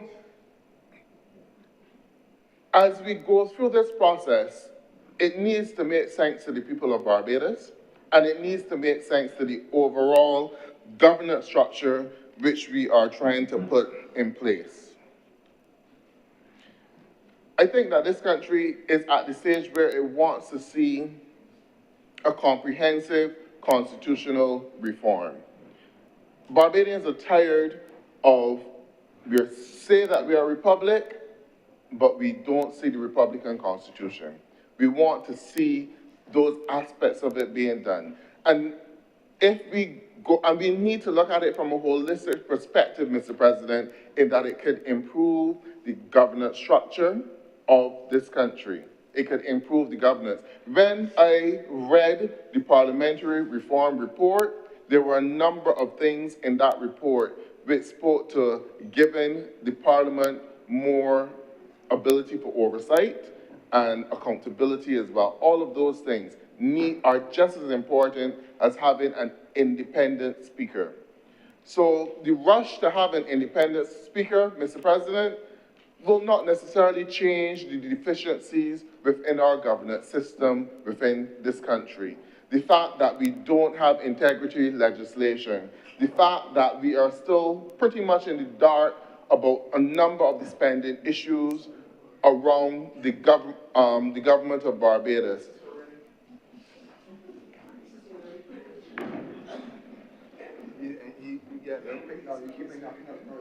Mr. President, and a couple of weeks ago, he had nothing to say in this chamber. Nothing to say. He was downtrodden and everything within this chamber. Now all of a sudden, he can interrupt at every stage. Honourable Senators, it's getting a bit busy at the end of the table. Please let Senator Worrell be heard in peace and quiet.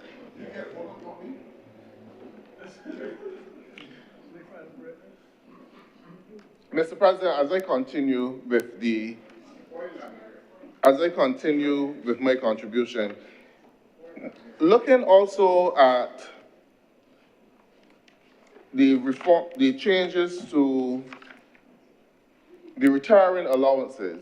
Yes, Mr. President, those things would become necessary, so there ought not to be a challenge with those areas. But on principle, Mr. President, when this government has the uncanny ability to muddle legislation together, that when you support one, if you support one in principle, you identify areas in the legislation which you cannot necessarily give your full support to.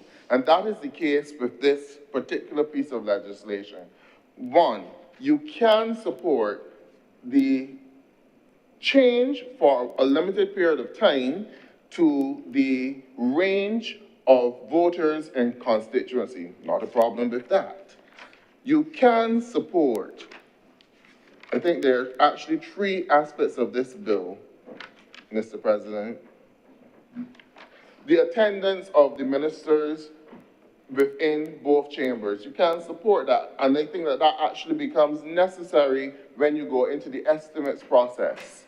And that, because you find that in the estimates process in the other place, the ministries that are represented in this chamber do not necessarily have the opportunity to have a good audience or say in the other place. So we can support that, Mr. President. But, Mr. President, in terms of the rush for an independent speaker, at this stage, and the way how it is constituted, we do have challenges with it, and there will need to be greater explanation as to how the process will actually work. And in the process of looking at overall constitutional reform, the government will do itself a favor by looking to bring a completely new constitution to the people of Barbados 4 years after becoming a republic. And in that constitutional reform, putting in place the necessary language and legislation that would help this country to develop effectively and to be governed efficiently, Mr. President. I know that there's a constitutional lawyer within this chamber, Mr. President, who would probably, who would probably have an opportunity to speak in this debate and give us that one lecture which he delivers at the university every year to the sleeping students on the whole process of constitutional reform. And he will probably say in here again that you do not need a new constitution because you've become a republic. But I think that Barbadians need to see a new constitution, not just because we've become a republic, because we are looking for vision from that new constitution. We're looking for direction from that new constitution. We are looking, Mr. President, for guidance as well for that new constitution. We cannot, in 2025, operating under a constitution which was handed down from our colonial powers in 1966, there's time for modernization. There's room for improvement. And this here today, piecemeal approach being taken by a government that has an overwhelming mandate and ability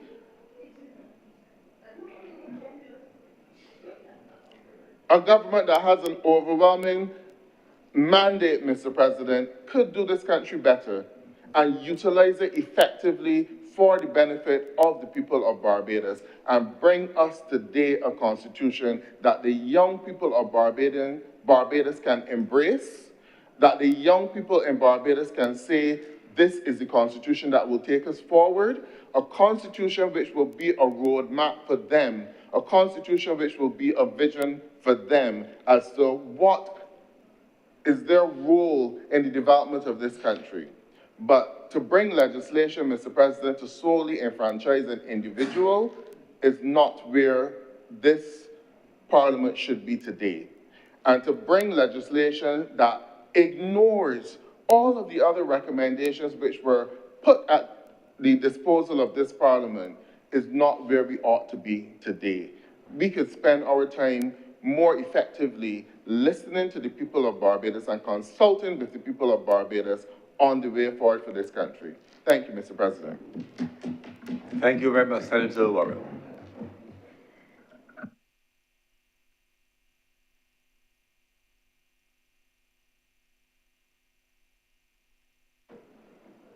Senator Maladu. Thank you, Mr. President. I'll be very brief.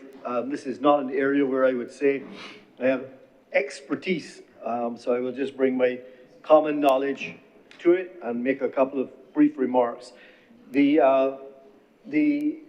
legislation before us, 3 areas. One, the non-member speaker. In my research, I will agree with the Leader of Government Business who has pointed out to us that this is not uncommon in other jurisdictions.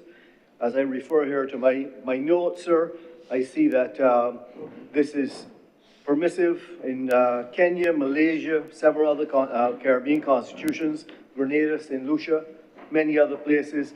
I personally don't see what the issue might be with doing this, and I do understand the argument that being a sitting member of Parliament, it's very difficult to represent your constituents when you are seated in that position.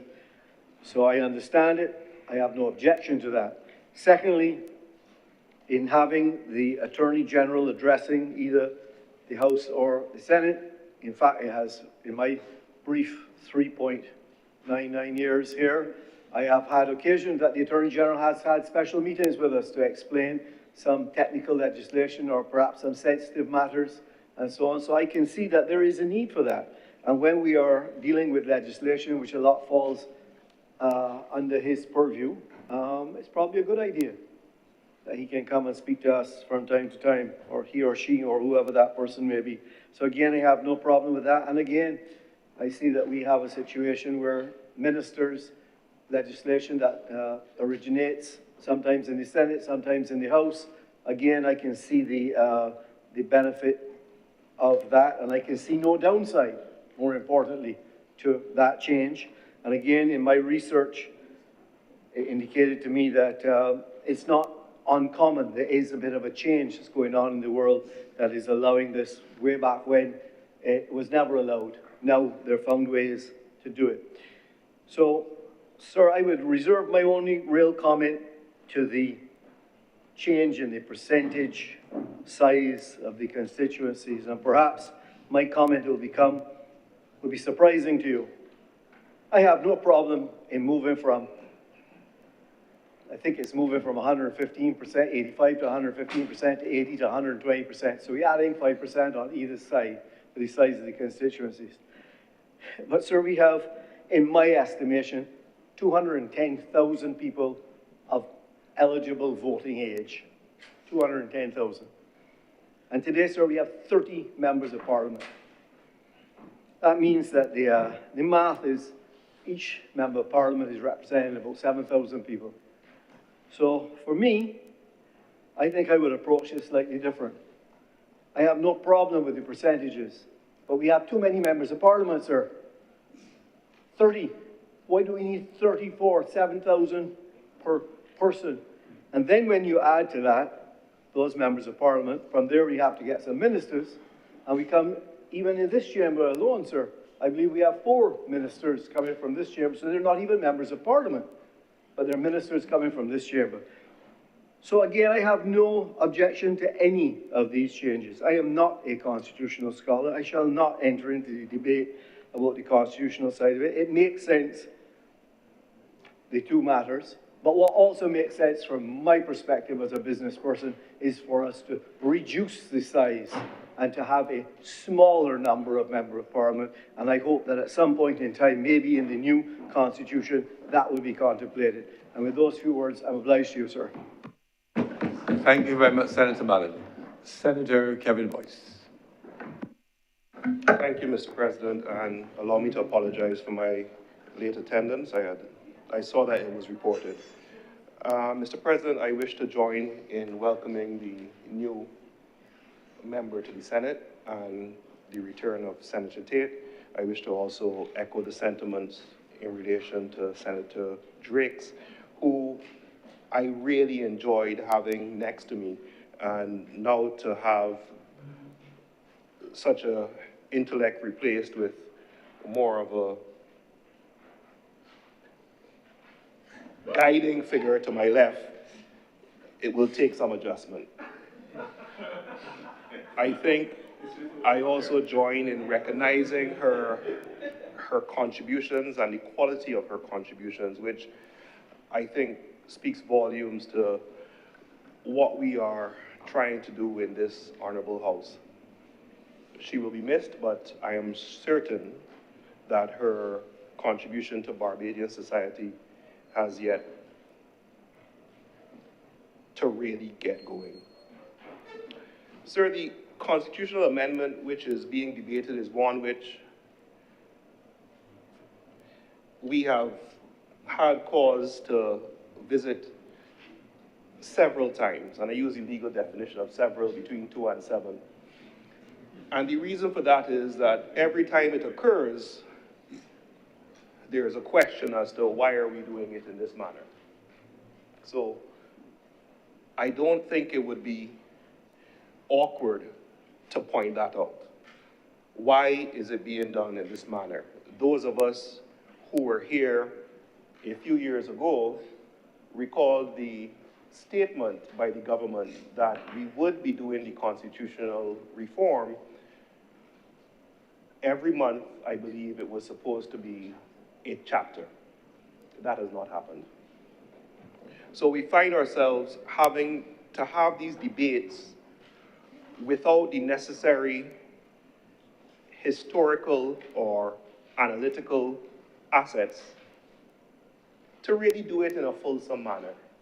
So I believe when the response comes, as it invariably will, as to why, that's an issue which we need to look at. Sir, the topics covered by the proposed amendment, whenever we get involved with the Constitution, everybody has their copy. I have my little notes here, sir, of all the times we've amended it. It's a document which we are taught as lawyers to hold sacrosanct in terms of it being the supreme law of the land. So we do take it very seriously. And in taking it very seriously, it sometimes leads to challenges with regard to the interpretation. Indeed, I think we have a recent example of interpretation of sections which was played out within this very place. And without having certain established guidelines, precedent, either in case law and or convention, it leads to difficulties with interpretation.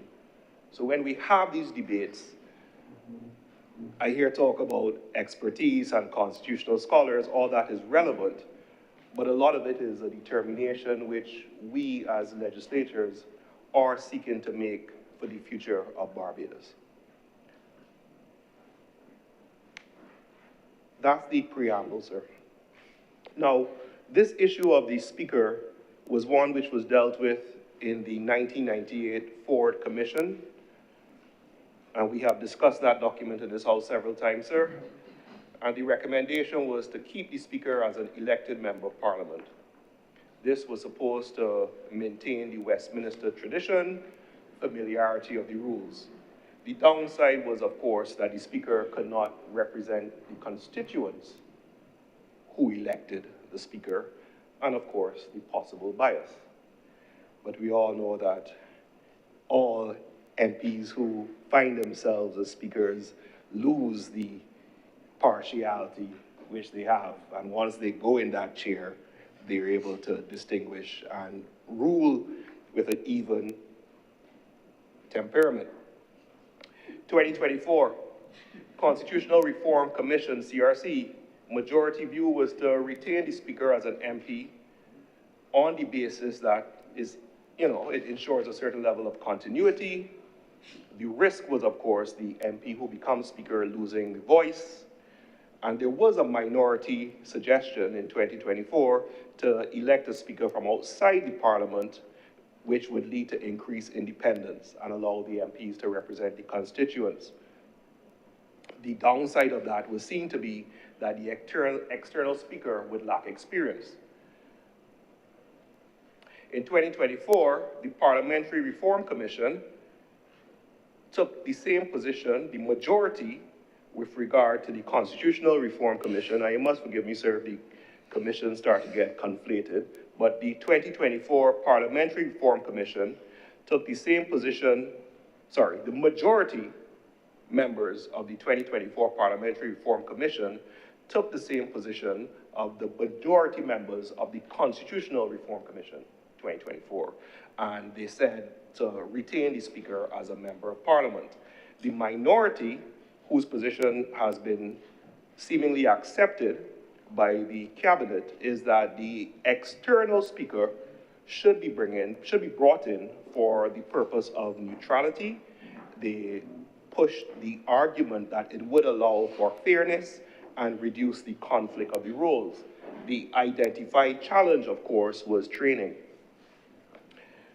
The decision of the government, from what I've been able to interpret from the speeches and the statements, sir, is that the speaker is to be elected from outside of the parliament, and that is in the legislation which comes before us.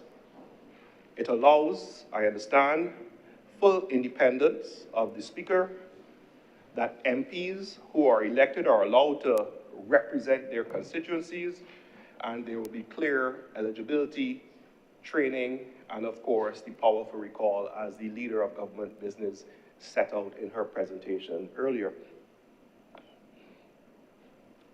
For my part, Mr. President, my position as someone appointed under Section 36(4) is that once there's not a reduction in a right, there is little in terms of opposition or contrast that is provided. This doesn't seek to reduce any right for Barbadian citizens. So that's the starting point, which then informs my position and contribution. The statement that I would ask the government to consider is that the requirement now is that we're moving from elected MP being a speaker to a position that the speaker shall not be an elected person.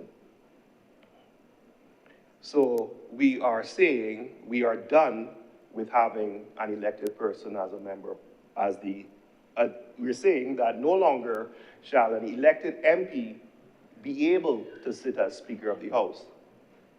Now, what's interesting is that the language used in the legislation is that when the House of Assembly first meets after any dissolution of Parliament, and before it proceeds to the dispatch of any other business, it shall elect a person who is not a member of the House of Assembly or Senate to be the Speaker.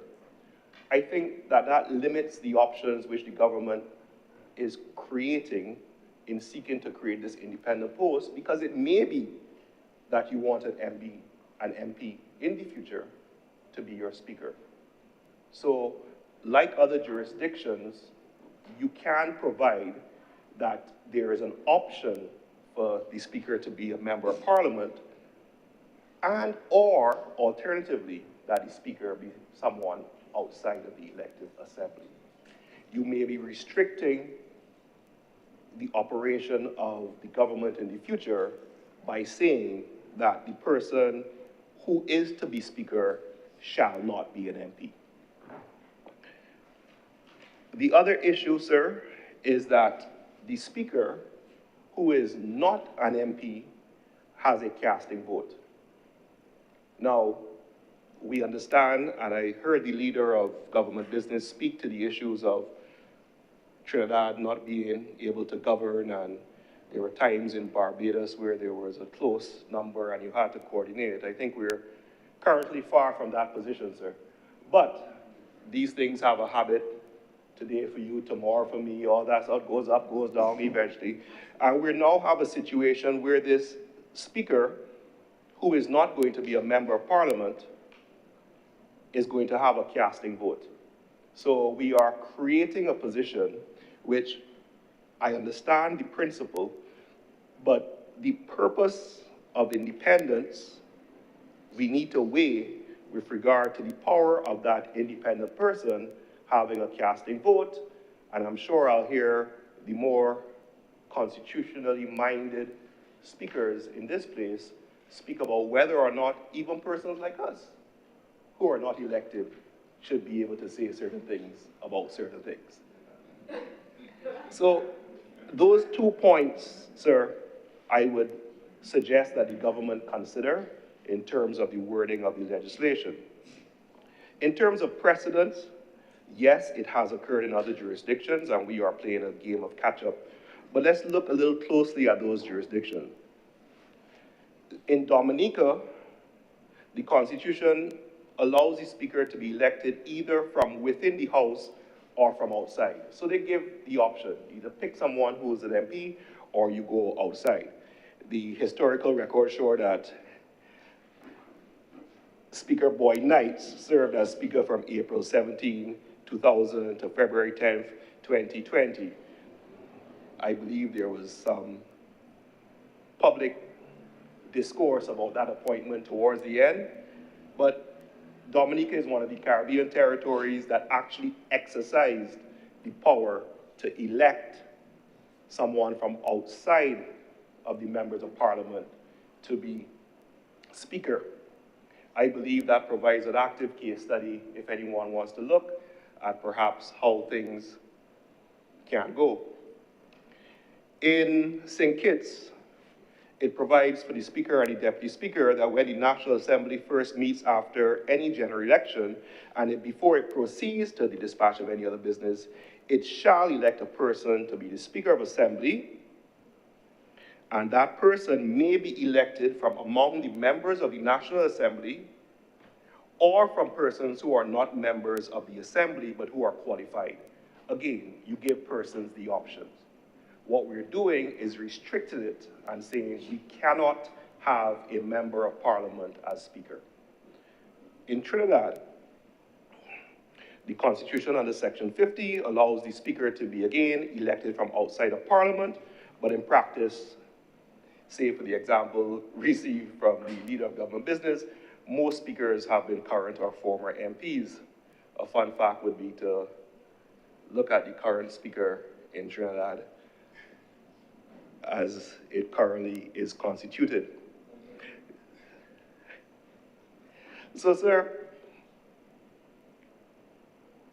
we also see examples that when speakers now come from outside of the member of parliament pool as such, they don't have a casting vote. That, I believe, even out the concerns of persons who are saying you have a non-elected person having this level of power. I believe, sir, that we also have an example in Guyana under Article 56 that the Speaker of National Assembly may be elected. So you see all this language, sir, that you have the option. What we're doing is restricting ourselves to having someone outside of the members of parliament, and this person has a casting vote. The precedents I have seen is that, yes, the Caribbean jurisdictions provide for either within or without, but they also limit the ability of someone without to have such a powerful casting vote. The concept is whether, is it a bridge too far, or can we do a simple amendment to have it capture both positions? Now, in the UK, I don't know, do we say we like to follow or we don't follow or rely on the precedent? The understanding is that you have a speaker who is independent, and the other parties, the major ones, don't run against the speaker. That's the understanding. We are trying to establish our own conventions as a new republic. I think we had a recent example of how we really need to have these conventions established for prosperity as such. And in the case of a speaker, we need to be mindful of what we are seeking to do while capturing the best of what other countries have done. So, simple question. Has the government considered the issue of the casting vote by a non-member, and what's the position on that? 2, has the government considered whether or not to allow flexibility for future governments, and indeed for itself, that you want to adjust the wording which says it shall be from outside of the MPs to give the option that it could be within or without in terms of the person who is selected as speaker. The principle, sir, I have no issue with. I believe that it certainly makes good sense. I believe it is something which encourages the independence of the office, but I believe that the 2 issues I've raised in relation to where the speaker is being drawn from and the casting vote is something which the government can give further thought to if they deem necessary. Sir, the proposal which relates to the attendance of ministers to debates in both houses, I think is an excellent initiative, and I believe it will strengthen the democratic process. To have, let's call it question time, or the ability of ministers, the AG, to respond to statements in the House, I think is an excellent idea and will allow for the development of all members of either place. It would also give the opportunity for an astute AG, Prime Minister, or Minister to showcase their experience and skill in dealing with any queries that come before them. Hopefully, it's actually done in that manner and that the standing orders are not utilized as a shield, as we see currently being done in other jurisdictions, where every question which is being asked is being blocked on the basis of national security or something of the other, sir. So I think that's an excellent initiative. Finally, in relation to the change of the constituency threshold, moving it from 115/85, which is a pretty decent blood pressure reading, to 120/80, I understand that this is necessary so that the EBC does not have to adjust the number of constituencies. I heard the contribution of Senator Maladou, and we do have a lot of constituencies, and we do have a lot of representatives, and there was a time, I believe, when this government was against big government. I could be wrong. I could be wrong. You know, history and memories and things, I can't recall, sir, but we do have a pretty large government. Whether reducing the seats will actually reduce government, I don't necessarily think so, because you can still appoint someone from somewhere else to sit as a minister. But I believe the intention is one which allows the EBC to get on with their business. And speaking frankly, if there are any concerns about, let's call it gerrymandering, I don't think that's an immediate pressing concern in terms of how things sit. So all in all, sir, I support the legislation. I believe the two questions I have raised are relevant for the purposes of this discourse, and I look forward to hearing the government response and rationale, as well as if consideration should be given to moving away from such a strict shall in terms of where persons are to be drawn from for the role of speaker. Before I close, the philosophy which you hear today is based on a philosopher who recently passed, a good friend of mine, Miguel Kisto, and he always said that it's not hard, but you have to try to be fair. And in trying to be fair in my contribution today, I believe that I have captured the ethos, and I urge the government to consider the representations made from that aspect. I thank you, Mr. President. Thank you very much, Senator Boyce. Senator Gregory Nichols. Mr. President, I'm grateful for the opportunity to contribute to the debate before this chamber. The bill under consideration requires us to pass an amendment to the Constitution. And it's not unexpected that we would have a lot of concerns in the public domain. But, sorry. Senator Nichols, yes. Have Senator Thompson take the chair for a few minutes before you get into full stride.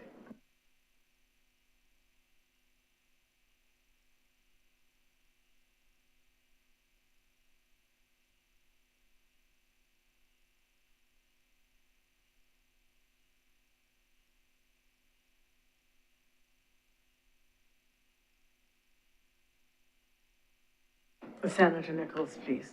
I'm obliged, Madam Deputy President. These changes, in my view, are prudent, necessary, and reasonable. They are to enable the election of a Speaker of the House of Assembly, to allow for ministers to address both houses, and to make the necessary changes to allow for the Electoral and Boundaries Commission to fix boundaries in a way that allows Barbadians certainty and consistency without having to make boundary changes each and every time there is a population shift, causing what I would call a really idiosyncratic approach to the determination of constitutional boundaries. So the independence of the Speaker, which I would purport to deal, Madam Deputy President, which I purport to deal with first, is an important feature of our democracy. No one has ever argued that the speakers that we have had, from Sir Theodore Branca to Burton Hines, Lizzie Bolden, Lawson Weeks, Ishmael Roy, Michael Carrington, and even the current speaker, Mr. Arthur Holder, have been less than impartial or independent in the discharge of their business. And I know, Madam President, you were looking at me, and I saw many times when you were, as a minister, had your own personal clashes with the speaker. But in the fairness of the political debate, you were at the apex of the cutting thrust of the political titans. And therefore, having to be held in check, as you may purport to do with me now, is not something that one could reasonably say was unfair. But at the same time, Madam President, we know that in our system, we have copied many things from the British. And as I said in our earlier debate on the report on the Parliamentary Reform Commission, we have copied everything, but we have written it down, and in the process of writing it down, we have created problems that don't exist in the United Kingdom. There is no provision in our Constitution right now for the election of a Speaker or the choosing of a Speaker. The Speaker is chosen by reverting to the standing orders of the House of Assembly, which carry with them the traditions, or some of the traditions, in the British system. But what is missing creates the problem. Because in the United Kingdom, the Speaker of the House of Commons does not face election challenges by the major political parties. Once that person is elected Speaker by the members of the Commons, the major political parties do not stand candidates in that seat. That person is returned after election, no matter which government wins the election. We don't have that in our system. Our parliament is much smaller. Some senators will want to make it even much smaller. But in a parliament of over 650 members, you can afford to have a seat cleared out by the major political parties where no one contests. But not in a small country like Barbados. That is not practical. And one of the things that we have not spoken about is that the fact that that person who is elected by the members or the people in the constituency has no voice in any single debate for the ensuing 5 years or how long ever the parliamentary term lasts. And that is unfair to that segment of the population. So while we have copied part of the English system, we even drive the speaker. The two leaders of the political parties, Prime Minister and opposition, drag the speaker in our system to the chair. And a lot of people don't understand why that is done, but that was done because the speaker back in the old days in England was the one person who had to take the bad news of what the Commons had decided to the king. The king may not like that decision, and many of the speakers were beheaded as a result of taking the decisions of the Commons to the king. But we are still in 2022. Last time we convened a new session of Parliament, dragging our speaker to the chair, like if the president of our republic would ever have such a sentence to pronounce. So that part of our process of parliamentary reform requires us to update our constitution in ways that do not require wholesale reform of the constitution. And what I want to do in this debate is to quell this continuing notion that the only way you can alter the constitution is by wholesale reform. And that wholesale reform of the Constitution is the only thing intended by Section 49 of the Constitution. They are not mutable or fungible. You can have constitutional alteration, and that is the proper terminology for it, because that comprises a number of methods by which the Constitution can be changed. Amendment is only one of them. And you can have wholesale reform. The government...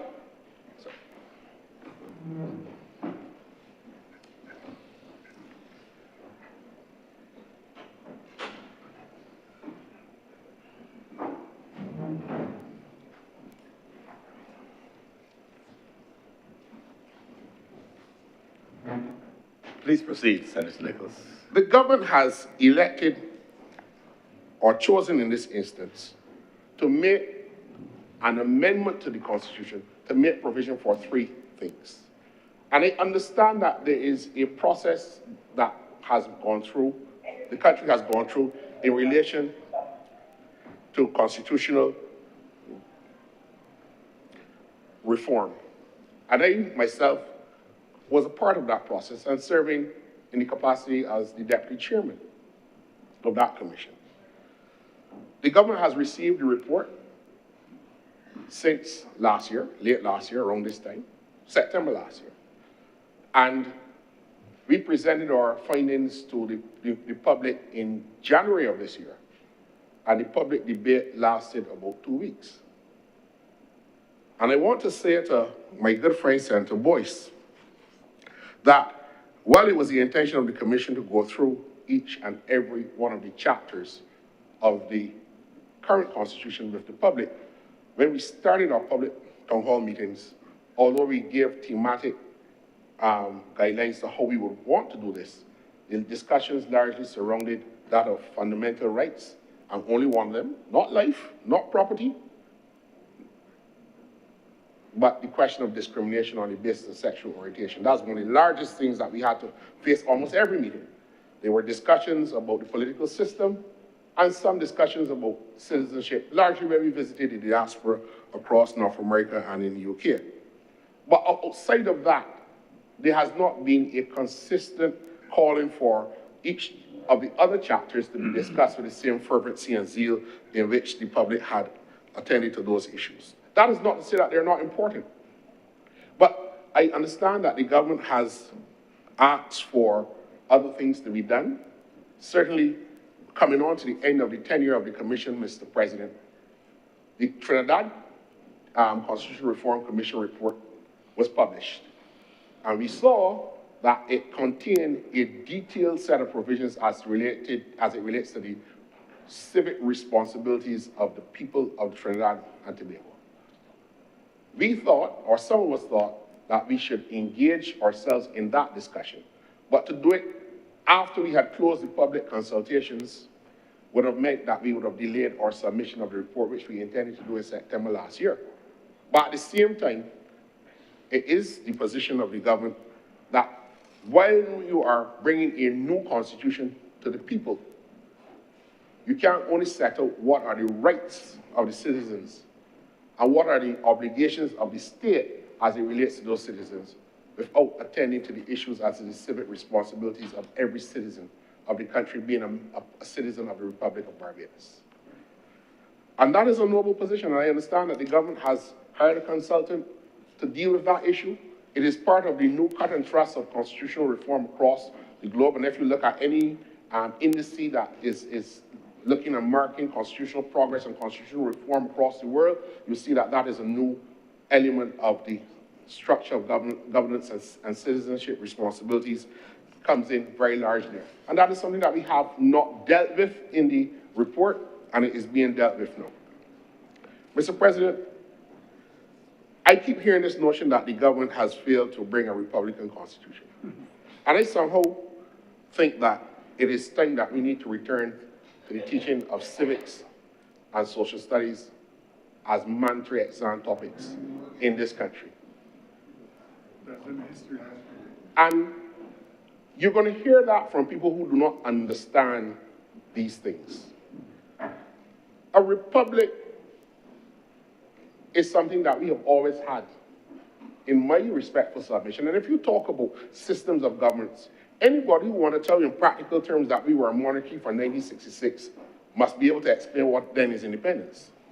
Because certainly the British monarch had no residual powers to rescind any acts passed by the Sovereign Parliament of Barbados.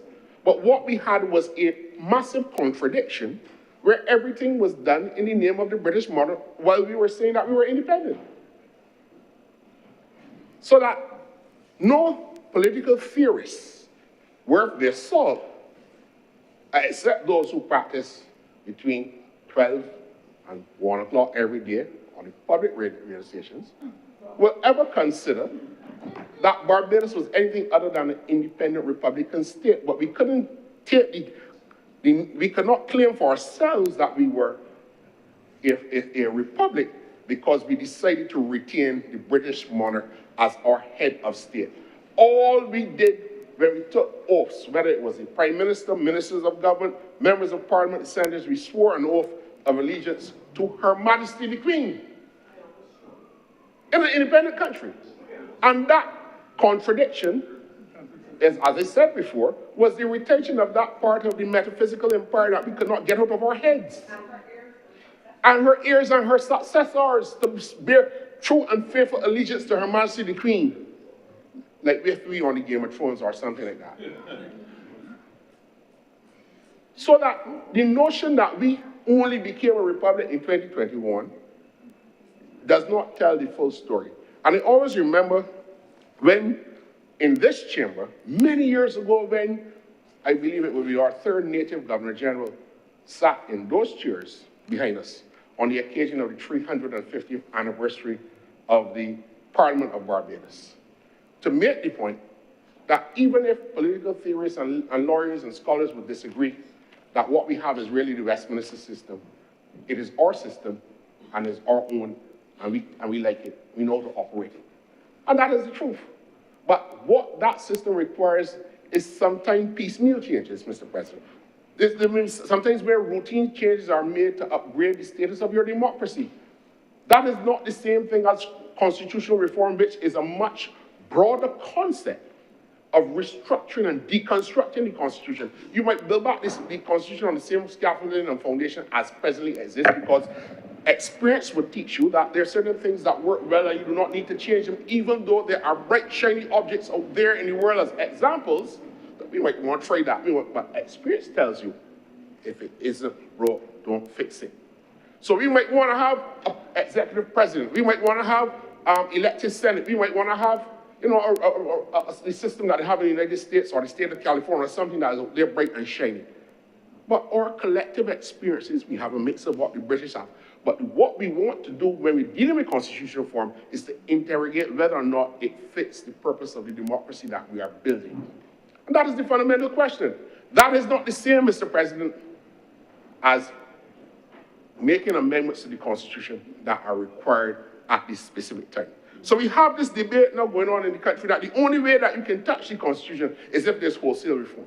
I don't understand where that comes from, but people watching too much CNN, because the American Constitution, where that theory comes from, was largely constructed in a way where to safeguard the interests of the smaller states against the big states, that you made it difficult for constitutional change to be. So the Electoral College that they talk about that's unfair, that's undemocratic, the United States system can't be changed because the Constitution of the United States was not made in a way to allow for change. So they do it by amendment, and in order to get an amendment, each state must vote on it in the legislature, House and Senate, all 50 states, and then in the Congress, you have to get a 2/3 majority of the legislatures, of the Senates, in the state legislatures, and also in the federal government. But they did that because they had to construct a state at the time that was fit for them. But we are now trying to adopt, because I said we're watching too much CNN, or NBC, or Fox, and we hear these things that they should not change the Constitution. But Section 49 allows us to do that. And it speaks to modifying, it speaks to even obliterating some of the very provisions. But it puts a process. So when you hear, Mr. President, that we agree in principle with it, but we have an objective, because you can only change the Constitution if you bring fundamental reform. You do fundamental reform, they call it in constitutional theory a constitutional health check. Suggested every 10 or 15 years, even 20 years. It's almost like you're passing the baton from one generation to the next to ensure that the systems of governance, the way in which we uphold fundamental rights, the way in which we look at the rule of law, the separation of powers, the protection of rights, again, I say that, are important. These things you look at holistically within the context of the society as it has emerged, as values change. Our approach to certain fundamental rights has changed over years. Only a couple months ago, this Parliament changed the law as it related to how we treat certain colonial crimes like wandering, where we lock up young people, particularly girls, in situations and put them into reformatory schools for the basic things that you can't even describe what wandering is. Apart from a policeman or some social worker saying, this child was wandering and therefore they have to be institutionalized. Our courts had to strike that down because our views on these colonial laws have evolved over time. So that to say that we could not change the law in conformity with the ruling of the courts, it meant that we had to come back to deal with the legislation, because that legislation was struck down by our highest court. Our high court struck down the legislation that we passed on bail. We had to come back by way of constitutional amendment to deal with that, to make provision for bail. So that the notion that we can only touch the Constitution by way of alteration, by way of full-scale reform, is a political gimmick peddled by those who do not even understand the word constitutional law. Mr. President, we also have heard that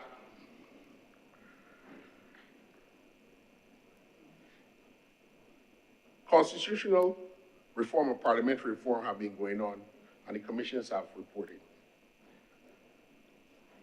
I want to suggest, Mr. President, that in this cycle of our parliament, that Barbadians really engage in those discussions.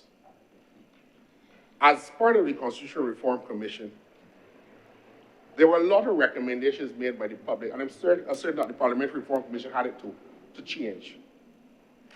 We saw it fit not to make fundamental changes to the political structure of the state in circumstances where there were only a half dozen to a dozen people making those loud recommendations for changes. And they were fundamental, but the society has to engage in them. And I want to call again on those in the civic society to pick up the two reports and to begin discussions, begin debates among the schools. The service clubs and organizations can arrange for the schools to have debating essay competitions and that kind of stuff, because young people too must participate even more and more in this exercise. Because even though the reforms that are contemplated or that are discussed might not pass muster in this place or in the next place, they are on the radar. And your experience 10, 15, 20 years from now, when these discussions emerge again, will have the benefit of the context of the history of the last 20 or 30 years to determine whether or not those recommendations that did not make it are still relevant or are still normative. That is why this discussion is important.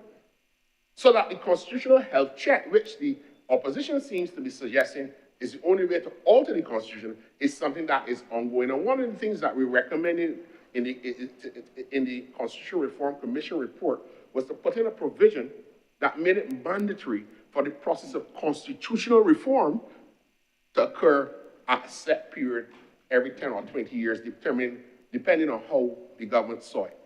But it is not the same thing as the process of constitutional alteration. Now, it is amazing, Mr. President, that when we sat as the CRC and the then current leader of the opposition came and made his presentation, it was different. Obviously, there was a different leader of the Democratic Labour Party at the time when they first came. But they made a submission about a post-reconstruction or transformation constitution, similar to what has happened in South Africa after the apartheid era came to an end. Not a word about that in the general public, but they made a lengthy contribution to the commission in that regard. We asked them to submit it in writing. Didn't come in writing. But you hear some echoes about this constitution. We need a new Republican constitution. I dropped down some notes that I heard made by the leader of opposition business in this place. And I want to know whether or not he is indeed serious. Because he spoke about the election of the speaker, like how they elect judges in other places. And I want him to tell Senator Walters can speak after him, if it is the position of the Democratic Labour Party that in their mind a Republican constitution will mean that we electing judges. Because the last statement we heard from the Democratic Labour Party on judges, that the ones in the CCJ were politicians dressed in robes. So I want to know if in this Republican constitution that they contemplate, that they're calling for the election of the speaker, that he's some alderman in the city council in Albany, New York, or the fire chief, that we elect judges as part of their understanding of how the democracy under the Democratic Labour Party constitution will work. Because that is a serious statement that you have to watch.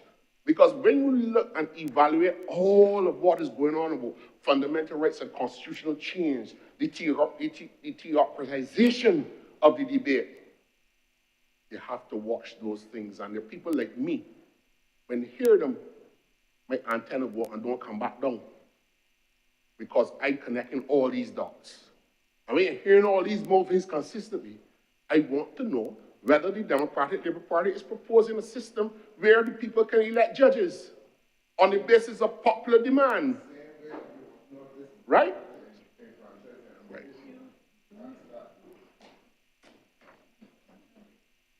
I under strict instructions not to deal with you. Strict instructions not to deal with you. Not today. Not today. Mr. President, we also heard that a number of things that to me that actually really don't make sense, right? And I want to say to this chamber, the government is proceeding on a basis that, as the earlier speaker before me said, and the boy spoke, does not interfere or infringe with any rights. This gives every single citizen who casts a vote in election for a member of parliament to have access to that member of parliament to contribute to the debates in the Parliament of Barbados in a way that they have, by way of a social contract, elected that person and expect and demand of them the representation, not to sit down in a chair and not be able to participate in the discussions of the day. Mr. President, no one can fault the requirement of the ministers to visit either houses, to participate and lead in the debate, to answer questions and to engage with members of other houses. Only last week, Mr. President, I gave a presentation for the Caribbean Sociological Association on the emergence of security threats and how they impact on fundamental rights within the context of the Caribbean. The world has fundamentally changed. We have, within our region, the escalation of the buildup and the buildup of military from the United States of America. We have border clashes between Guyana and Venezuela, border clashes between Guyana and Suriname. We have a lot of cybersecurity issues. We have threats by artificial intelligence. But what is most concerning when we talk about rights, and why this is important within the constitutional context, we see more importantly the devaluation of the rule of international law. You see what happens in Gaza. And right in our doorsteps, state murder in international waters. These things have importance for us as small states. Because if the concept of international law that guides the bedrock of the United Nations system and all the international and multilateral institutions, the system of the international rule of law is no longer observed.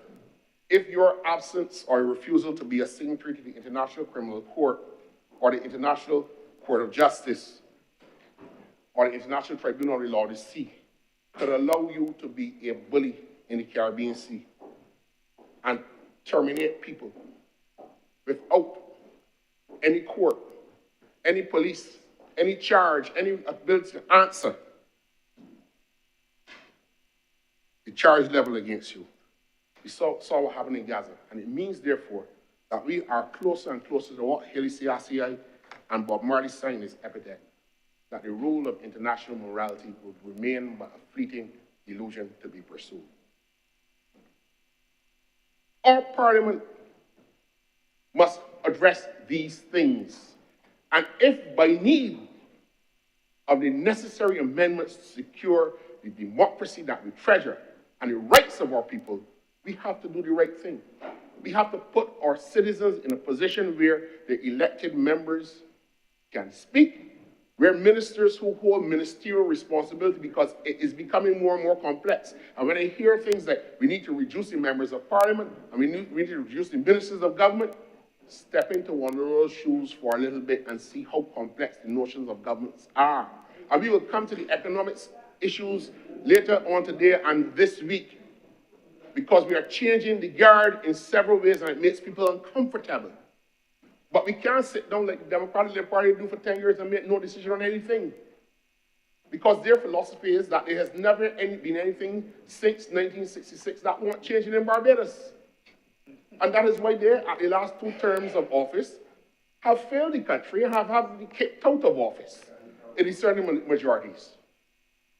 Without any benefit. They can't call one sectoral improvement that they've brought since 1966. Or any major initiative. Have not learned or forgot anything since 1966. That is their mantra. But the country, and you hear this thing, we're bringing it on the eve of Christmas. So what must the government do? Shut down? Make no decisions? Stop working? When it comes, we shouldn't be doing it in length. We shouldn't be doing it at crop over. We shouldn't be doing that. So what is the government supposed to do? Sit splendidly in isolation as a small developing state and do not make the critical decisions that are important for the benefit of the country and the country's systems of governance. They talk about constitutional reform and constitutional transformation and parliamentary reform. Never delivered. They talk about the republic. That commitment was given on the 50th anniversary of our independence, not delivered. All the other reforms have to happen. Educational reform has to happen in a country like Barbados because the world does not owe us a living. Mr. President, I firmly believe, and I take the advantage of having the students of my alma mater here to close on these words. The words of the immortal, this is a proper closing, not repetition. The words of the Trinidadian Nobel laureate V.S. Naipaul in his book, A Bend in the River, in which he sets out the journey of Saline with these words: the world is what it is, and men who are nothing, and who allow themselves to be nothing, have no place in it. For the benefit of my daughters, one of whom is returning this afternoon after a period of study overseas, I will say it in the right way. The world is what it is, and women and men who are nothing, and who allow themselves to be nothing, have no place in it. The country, Mr. President, will make a choice very soon.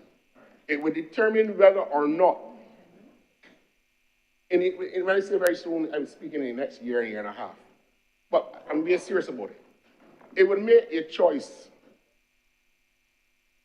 as to whether or not we want to go back to a state of nothingness, where the economy doesn't grow, where problems are not addressed, where sewage flows in the streets, where roads are not fixed, where there are no buses, where taxes are raised and high.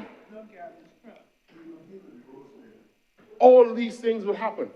But all of a sudden, when the transformation process is being set in train, adjustments are difficult, but adjustments are also necessary.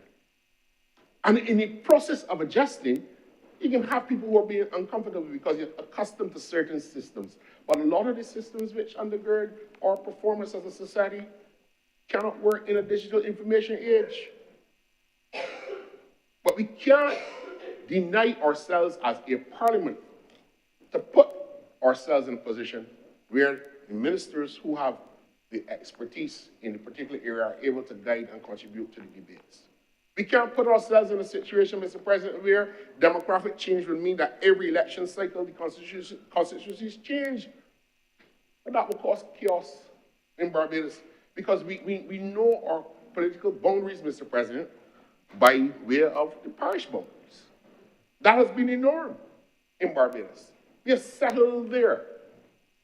But you imagine if we did not adjust the percentages to be more reflective of these demographic trends that we have, where a small change automatically requires the change of boundaries that occurred to you, Mr. President, when you were a member of Parliament, where you lost a significant segment of your voting population that supported you to another constituency that was shoved into a different parish. Your entire eastern corner, eastern corner of Christchurch East went into a place called St. Philip West, where there's no real affinity or relationship with the Philippine culture. But they're in a constitution because that boundary change was necessitated by the clear adherence to the percentages that were there. We broadened that framework to allow for the EBC to make the necessary changes where there is a greater shift in the population that merits a change and not merely adhering to a smaller number. But these are not things that need wholesale constitutional reform to do. They're really not. And to frame it in the context of we're trying to manipulate boundaries and all these kind of things, this is not a country that has ever respected gerrymandering or any attempts at it. We can go through the history. When they took Orange Hill off of St. James and put it in St. Andrew, them did that so that they could weaken crime. But it brought in Elby Brathwaite, who had run for 4 or 5 election cycles in St. Andrew and couldn't win. We've seen examples of that. And we have not had a lot of gerrymandering in Barbados. No, the people of our country will not accept that from a government.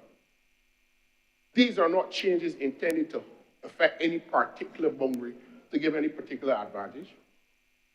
And as I wrap up, Mr. President, I want to assure the country, that the Labour Party will continue to be steadfast in its resolve to make sure that the interests of this country and its people are protected. We are not going to sit down idly by, we will make decisions, some of them will be unpopular, but we can make the right decisions from our perspective. Because we see a problem, we can fix it and face it.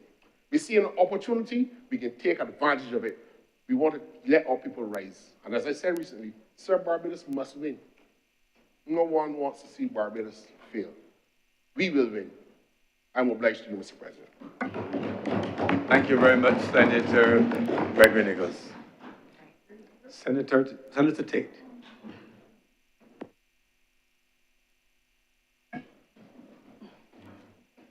Thank you, Mr. President.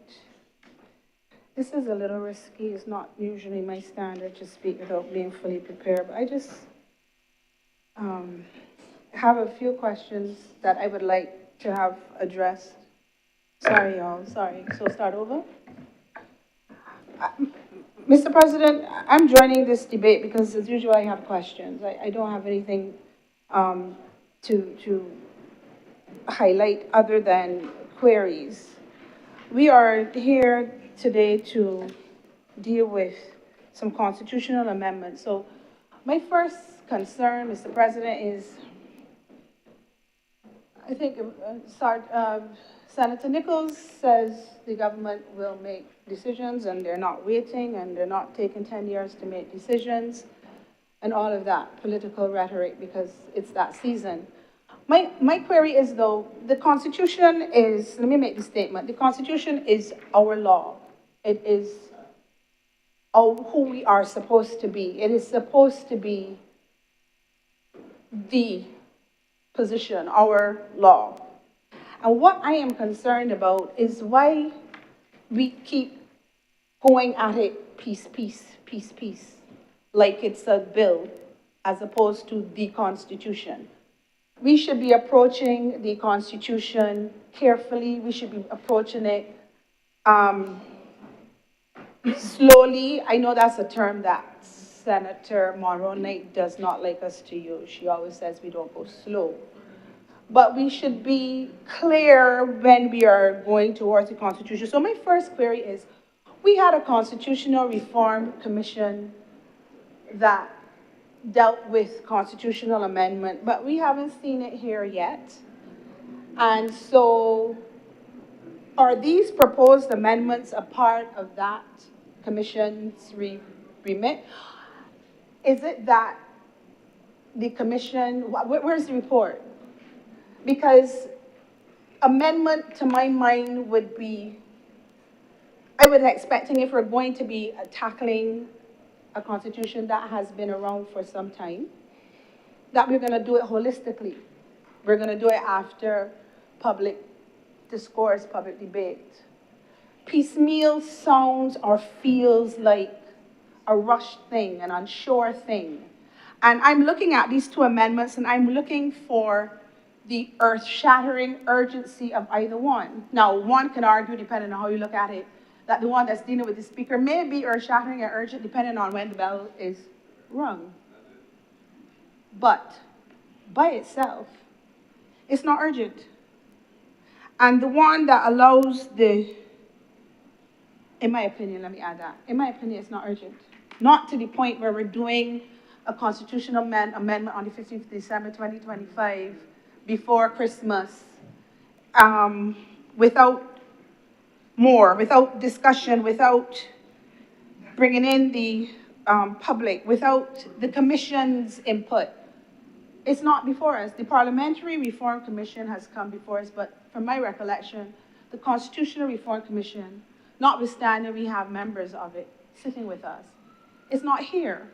So my question is, why? Why are we messing, my word, with the Constitution with two not very important, to my mind, amendments for something as important as our Constitution? Now, whether it's a republic constitution, as referred to by Senator Worrell, or if it's a constitution, it is the ultimate law of Barbados. It is not something to be trifled with.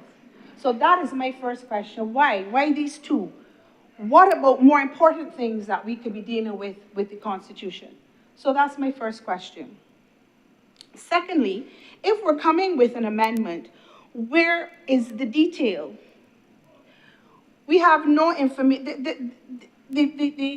The information that comes with this proposed amendment, let's deal with the Speaker, has no procedural detail. We're making amendments that if we're not careful, we're going to have to amend our amendments. And we know this government is good at that.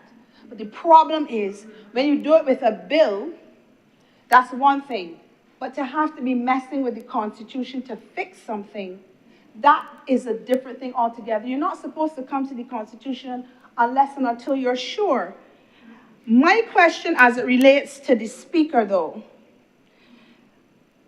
this makes provision, sir, if I'm looking at clause 45A2,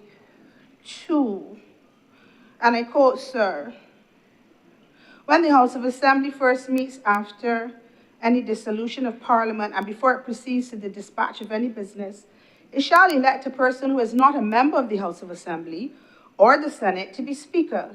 And whenever the office of Speaker becomes vacant for any reason other than a dissolution of Parliament, the House shall, as soon as practicable, elect another such person to that office. Okay, we have that. But Mr. President, the person shall not be a member of the House of Assembly or the Senate. But is this person, I believe it was the leader of the government business spoke of an independent speaker. So what does that really mean? Because it's not defined here from what I could see from my quick glance. Sir, I just became aware of the legislation this morning, having only been sworn in on Friday. So, sir, does independent mean, well, no, let me ask the question differently. How soon before a person is not a member of the House of Assembly or the Senate can a person be qualified to be the Speaker, this independent Speaker, sir? I recall that for the purposes of the office of the President, the person must neither be of either house, but it has to be for a period of 12 months, if I'm correct, subject to correction. There's no such qualification for the Speaker. So having set a precedent and a qualification for the President, I would figure that the Speaker's position is just as important. No, that's probably not, should have probably not been said. The President is the head of state. It is important. The Speaker is an important person. The Speaker manages the House of Assembly. And if we're talking about independent Speaker and we're being transparent, should we not have a qualifying time period within which a Speaker cannot be a member of the House of Assembly or not a member of the Senate, bearing in mind that you've set the precedent by giving the President-elect a 12-month period within which you cannot be in either House of Assembly or the Senate. If not, you don't qualify to be a president. Because that stops you from being elected to be president if you're in another house or in a house prior to within 12 months. So that's a question I have. There's no qualifying time for the prospective Speaker in the event that there is a feeling that the impending Speaker should come from a house. And so that person who would sit right up to dissolution as Speaker, and then when there's dissolution is no longer Speaker, and you have an election and then in 3 weeks, can that person then come and be Speaker, the independent Speaker? How does it work? Why is it not here? It's a constitutional amendment. So by that alone, it demands and it dictates detail, clarity, transparency. I'm just asking, Mr. President, for clarity for me. Because we have it, I said it again, we have it for the President. I'm not seeing it for the Speaker. I get confused when things are not clear.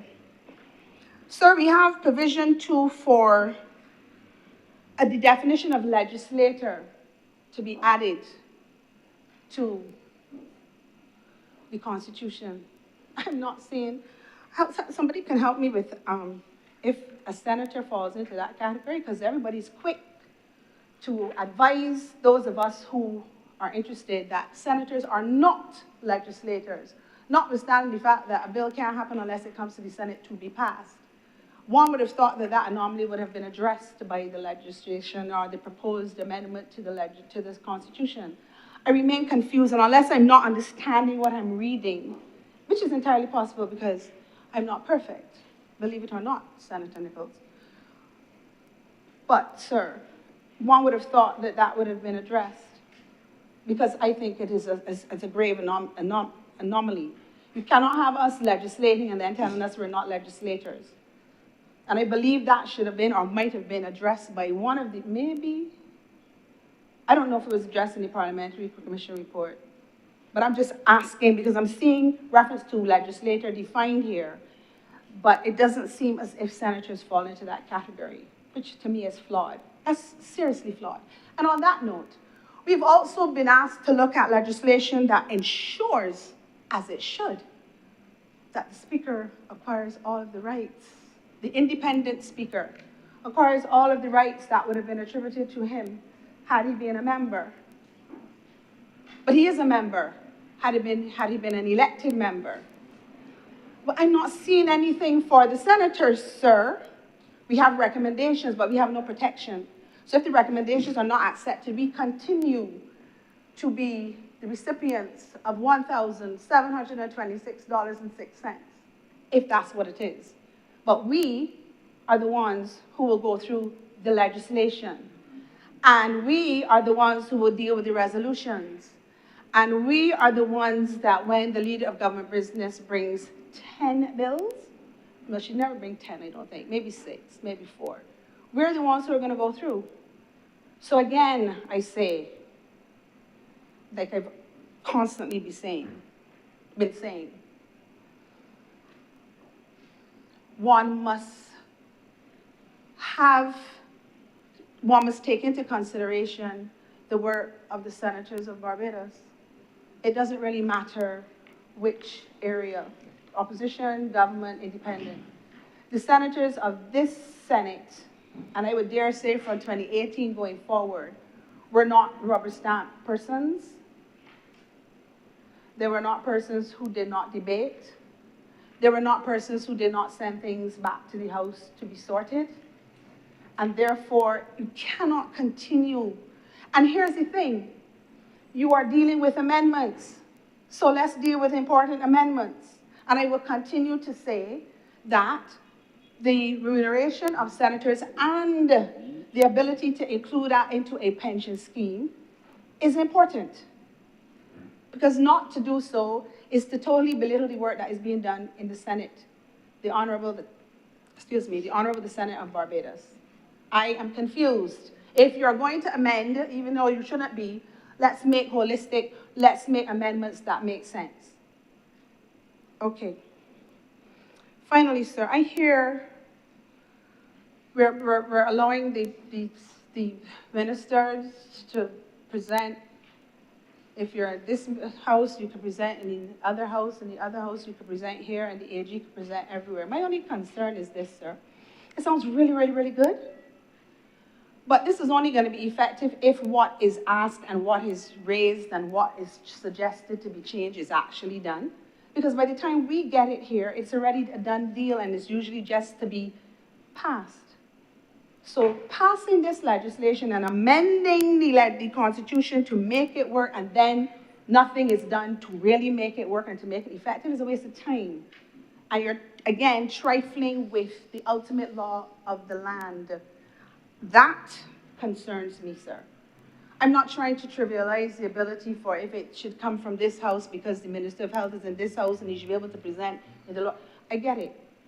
But it's only going to work if it's effective.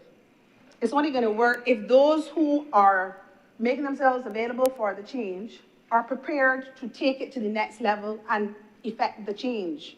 Instead of saying thank you, and then the bill is passed in the exact condition that it was received, with the errors and the ambiguity and everything else that goes with it. Or worse yet, it gets repealed in 3 months. Sir, so We have amendments. I'm not terribly sure why. Nothing is earth-shattering. And sir, I just would like it to be that if my questions could be answered, that would be useful. I don't expect them to, but it would be useful if they could be. We need to stop sending a message that our Constitution is no more than a bill. We have to be beyond that, sir. I'm obliged to you, Mr. President. Thank you very much, Senator Tate. Her Honor, the Most Honorable Senator H. Elizabeth Thompson. Thank you very much, Mr. President. I should like to begin by recognizing the students of the St. Michael's School, where I had the honor to go. In those days, it was the St. Michael's Girls' School, but boys came after I left, long, long ago. I wouldn't even tell them what year I left school because they would be in such shock.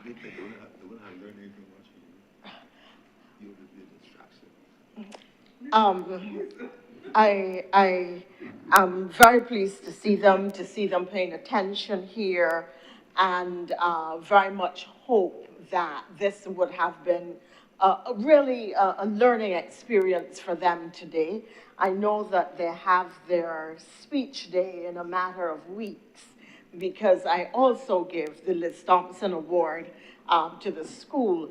I alternate between public speaking and exceptional writing. And I think last year we did public speaking, so this year is writing. And perhaps, I don't know if anybody in here would be the recipient of the prize, but I trust that the fact that you are here means that you are people who do have an interest in public speaking and public affairs, and that you will continue to nurture that interest in a time when so many people are content to get snippets of news and preferably truckloads of gossip from social media rather than serious discussion about national and international affairs.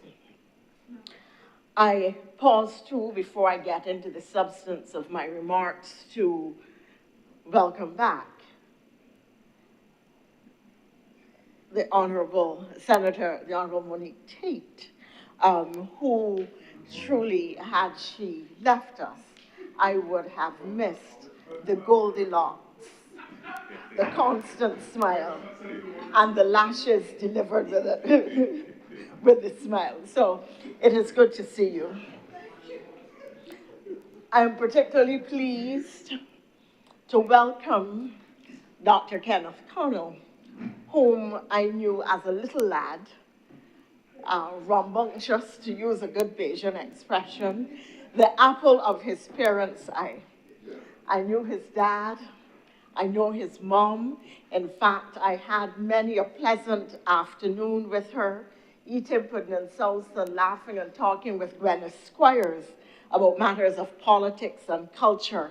So I can only imagine how my girl is purring today. And I join with her in congratulating her on his achievements, and would that her dad, his dad, could have seen this. But I'm sure he is smiling too. I have to confess that it is one of my many minority opinions on the Parliamentary Reform Commission that brings us here today, and I equally, the Parliamentary Reform Commission, yes, and I equally confess that it is with a certain amount of, and I'm not sure if it's an equal part, flattery, honor, and surprise that we are in fact taking this one amendment as the first of what I hope will be the significant changes that have been recommended over the course of the report. I want to start because some questions have been asked about the meaning of an independent speaker, and to try to give you some context, even though some has been correctly put, as to why I felt it was important. And in that minority opinion, I was joined by Dr. Richard Ishmael, who was persuaded by my arguments. Senator Nichols made the point about the historical evolution of the post and the risk of the speaker losing his head, but equally the tradition of dragging the speaker to the speaker's seat evolved in consequence of the fact that the speaker was surrendering their right to speak on behalf of those whom elected them within the chamber for which they were elected. I always found it a most peculiar thing that you could have a tremendous amount to contribute to national discourse, that you would want to fight on behalf of your constituents, to articulate for their needs, to advocate for challenges within the socio-cultural and socio-economic boundaries of the constituency, but that you were prevented from so doing because you were sitting in the chair and must maintain silence. In fact, His Honor Speaker Rowett had the habit of giving a little smile if there was a debate going on the estimates, for instance, or the budget, and they were speaking about road repair or new buses or new bus routes. He would smile and say, I hope this is going to pass through, and he would identify an area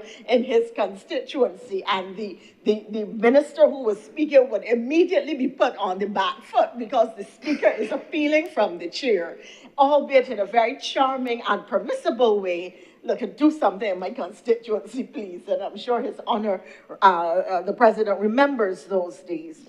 So I felt it important that that right should be retained by elected representatives, and that independent or speakers who were not an elected member should be brought to the chamber.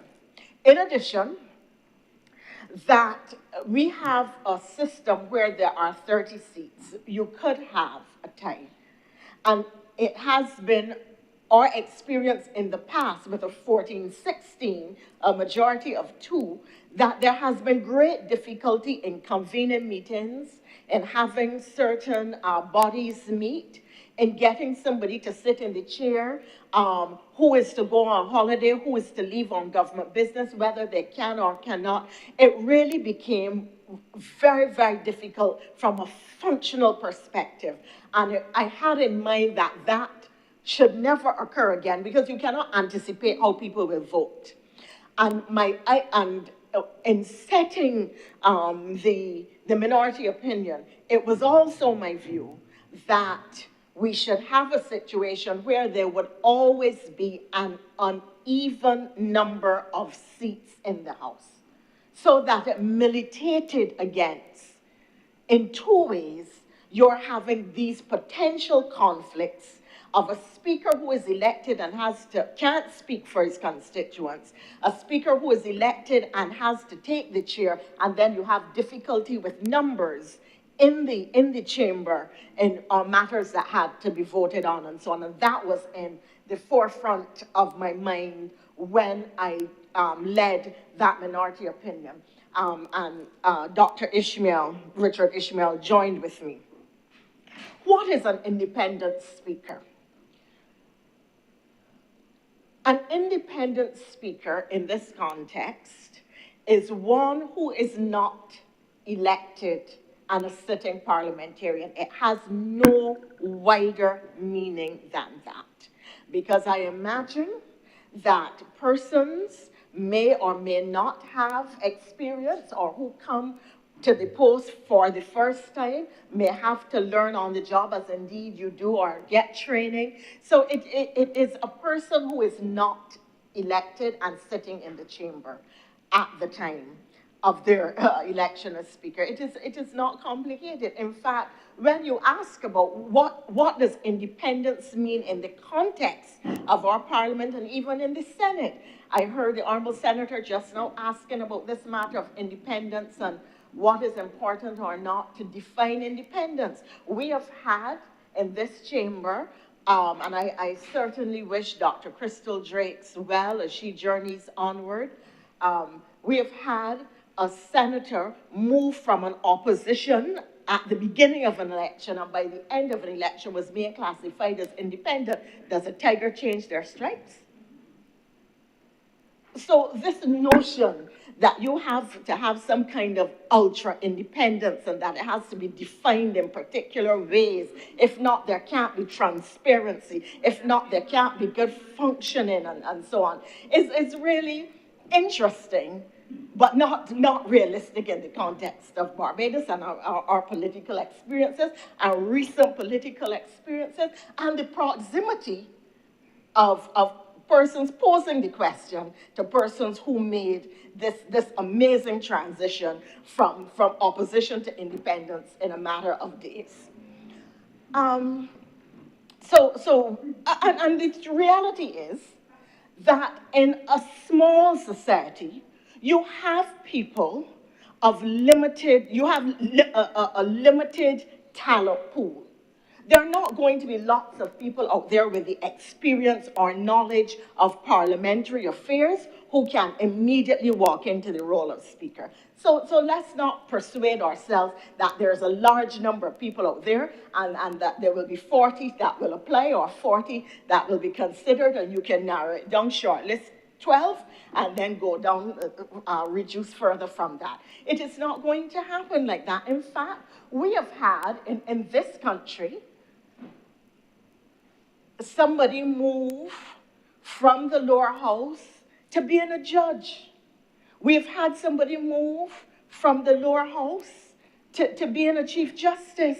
And there have not been complaints about lack of transparency, about the separation of powers and abuses of the separation of powers. And in each case, one of the two people, one came from the Democratic Labour Party, and one came from the Barbados Labour Party. Some people may not even have the memory of the first person who made that transition from the lower house to a judgeship.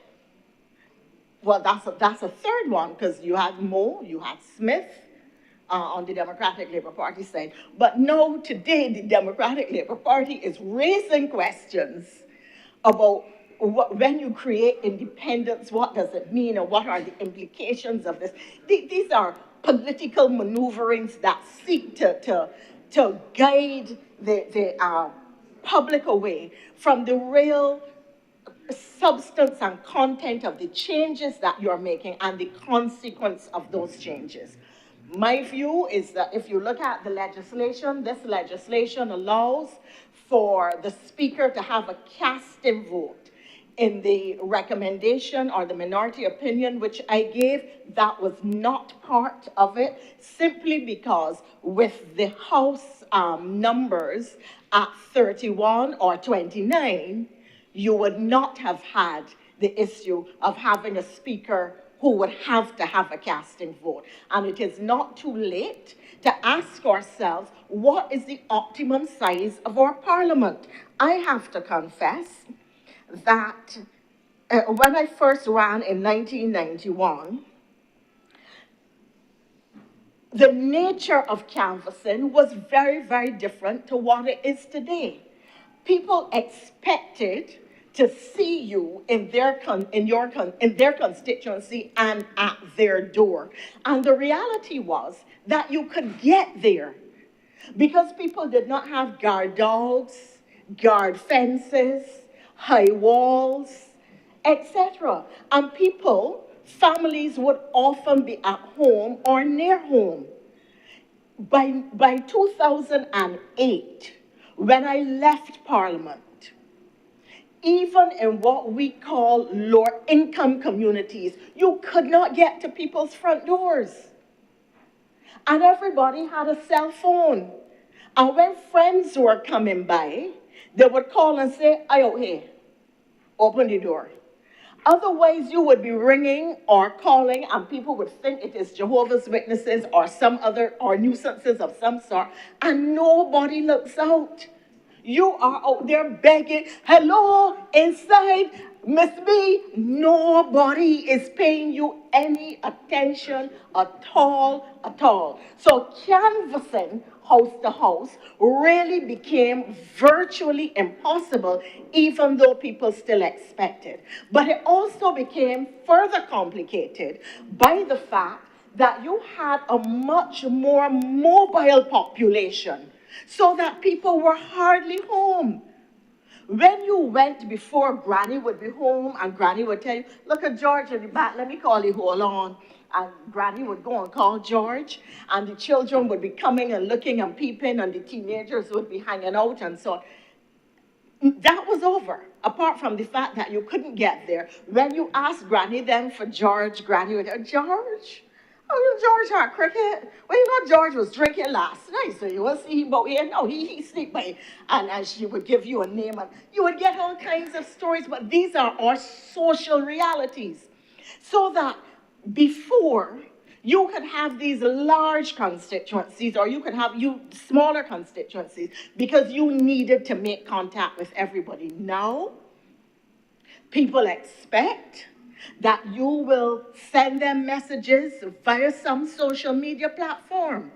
People expect that you are going to WhatsApp them. People expect that they will come out to mass canvassing events. People expect that they will be part of the massive public meetings, which have become huge social events. People are no longer no, of course we are talking about VLP public meetings, because while the honourable senator was talking just now about Senator Nichols not getting the opportunity to even speak until recently, I could not help but think that he does not even get to speak, an opportunity to talk to the Whistling Frogs in St. John's.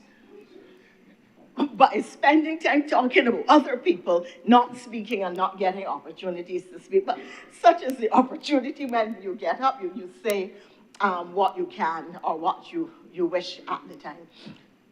So that canvassing, and everybody, of course, has a constituency office. So there are now different ways of making contact with constituents or prospective constituents. And I think we have to ask ourselves the question, do we want to have smaller constituencies, in which case, that in theory allows for more personal contact, but realistically, it doesn't happen. Or should we have bigger constituencies, because the type of canvassing and the type of interaction with members of parliament has changed and continues to change, not because our parliamentarians are not necessarily as attentive, but because the social practices and the social norms and the way communities behave, live, have recreation, and live have all changed significantly over the course of a decade and a half. So that raises the question of what is the optimum size of a constituency? Would we want to shrink constituencies in order, when I say shrink, collapse constituencies and make them larger? Because there are some constituencies, and it is interesting, the demographics in the country. You have St. James South, nearly 11,000 people, running between Claremont, Holders Hill,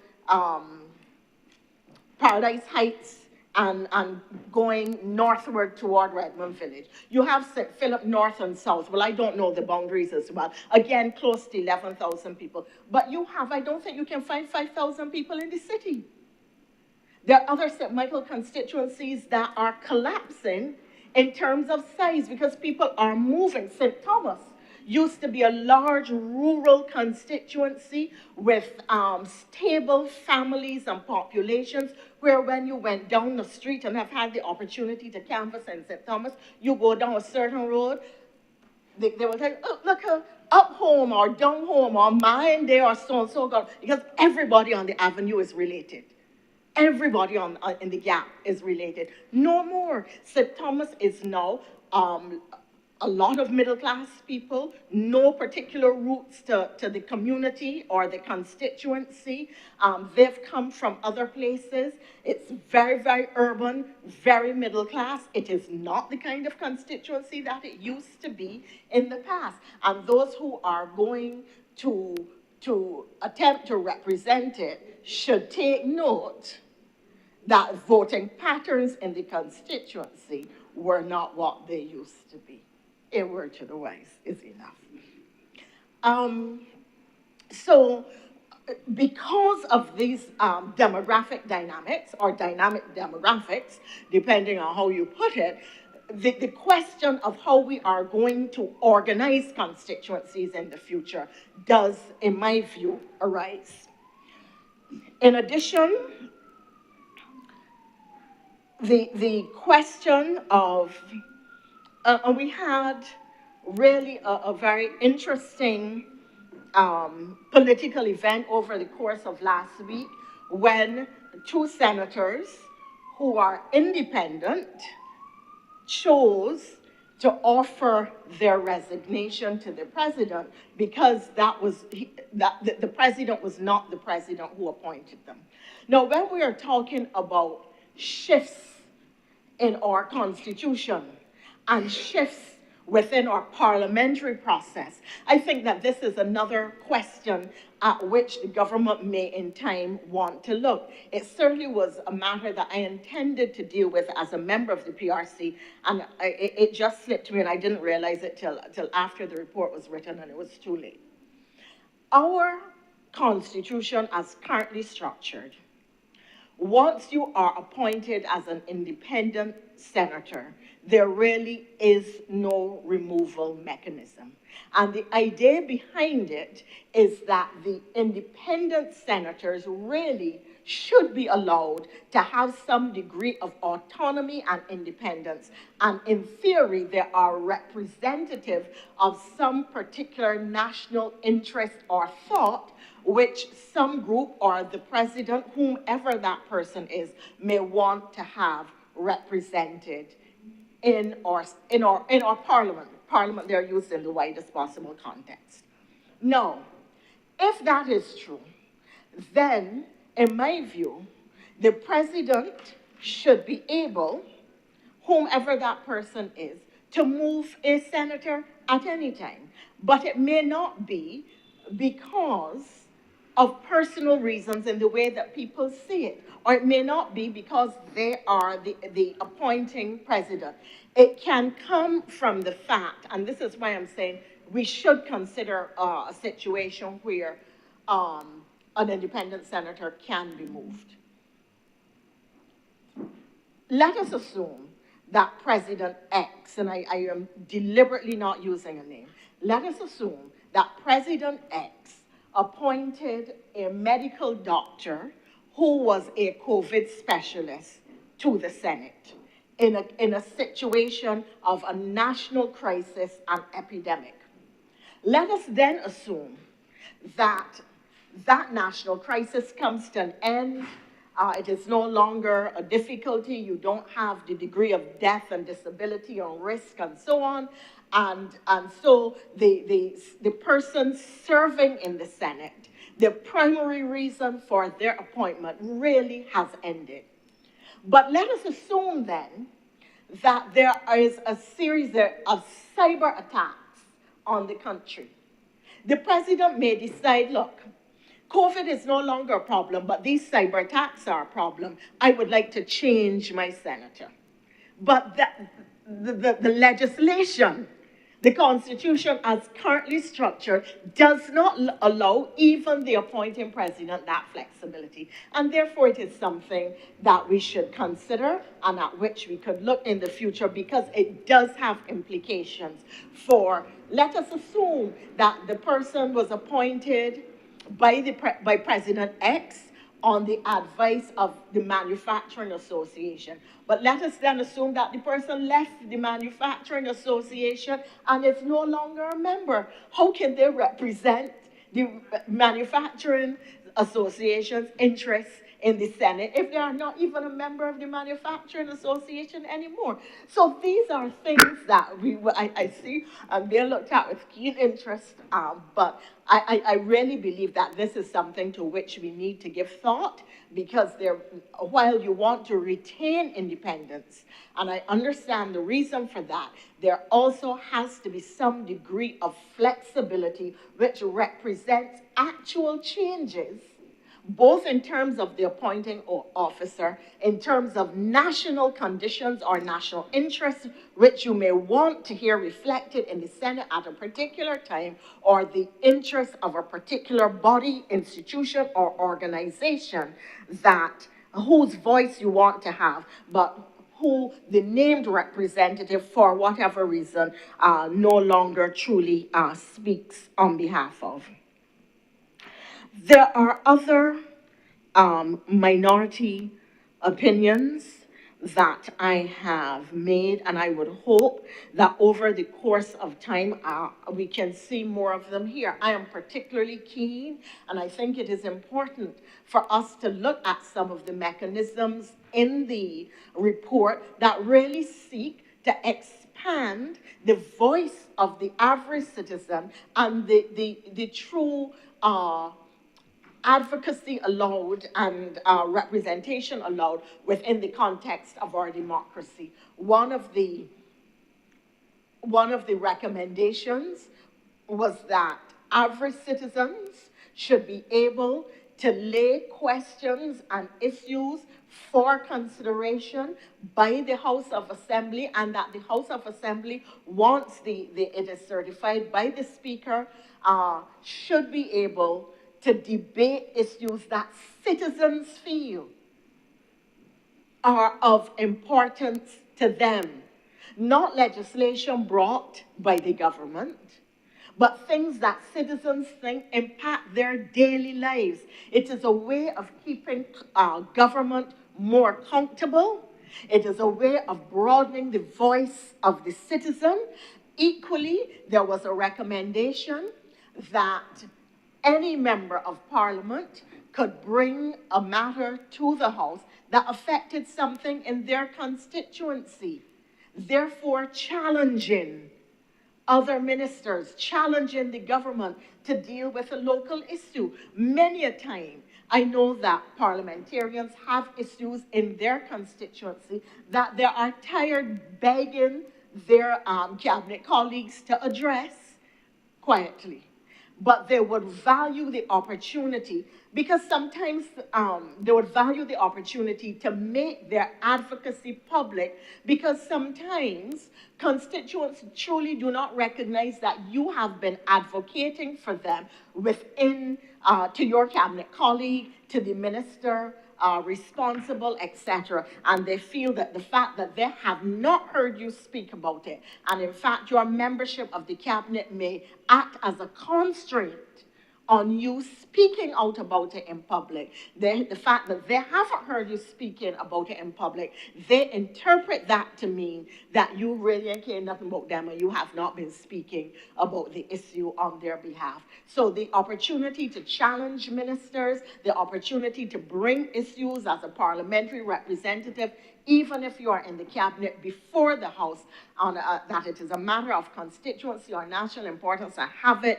debated, have it litigated in that court, the highest court in the land, is an important mechanism that we also wanted to give. I very much support the idea embedded now in the draft, in the bill, that ministers should be able to move freely between the houses. And I hope that that means we will be able to see the ministers also in the well of Parliament at the time of estimates, so that we can hear from the entire cabinet what the issues are and hear ministers present in that forum, because that is one of the more interesting additions to how we do our business in terms of estimates that the public enjoy and to which they pay close attention. So I hope that we can see that. Equally, now that we have the young people in here, another recommendation, we were very concerned about the fact that there was no youth voice in the parliament and that you could vote at 18, but that you could not be elected. And our view remains that if in fact you can get enough people who want to vote for you, then that is something that should be considered. I will not repeat all of my minority opinions. There were many. And it wasn't that, perhaps I should frame it the other way, rather than in the negative, frame it more positively. I was very mindful of the fact that I had different views from the majority of the body as to how things should be done and as to changes that we needed to make. And I felt that we needed to make changes that allowed for greater empowerment of the citizens, of individuals, of parliamentarians. And having served, I felt that their terms and conditions, including those of senators, needed to be improved. So that I was mindful too that it was important to give government choice. And that is why I insisted that when the report was written, that every minority opinion should be recorded and the rationale for it, so that government could understand what was the thinking that led the majority to decision X and the thinking that led the minority to recommendation Z. I think that we were able to do that. And the truth is that I recognize that some of the things that I suggested or recommended or the points on which I differed may attract the attention of various groups in the society. Like I said, I was quite pleased to see that this attracted the government's attention. But I don't expect that they will agree with me on every occasion. I know that I will get a lot of opposition on the point of quota systems for women, which I strongly believe in. Or, to say grammatically correctly, in which I strongly believe. Yes, indeed. I will not mislead them. In which I strongly believe, not strongly believe. Bad grammar, bad. So I don't expect, but at least the government has the benefit of my thinking and the thinking of everybody else who made minority opinions. And the government has choice.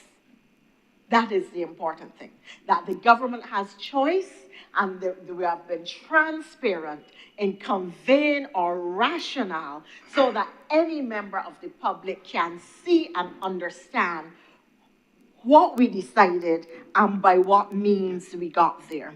This notion that judges should be elected as in the United States, I do not at all agree with. You can see how partisan judges in the United States are. And you can almost, depending on who the government is and who has been appointed, predict the outcome of decisions and how rights shift according to the political perspective that is the dominant perspective at the time. So I am not going to support. We have not, this thing of electing judges.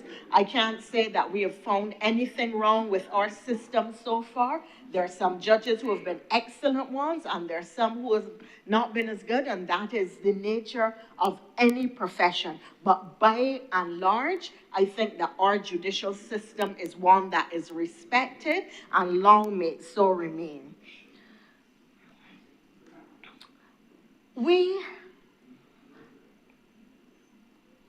The idea of a constitution or a parliament cannot be fixed. They must reflect socio-cultural changes. They must reflect the ambitions and aspirations of a people. They must change as our society changes. They must reflect and mirror what is the best in the quintessential Barbadian and they must show us what it is we can be if only we made just a little bit more effort.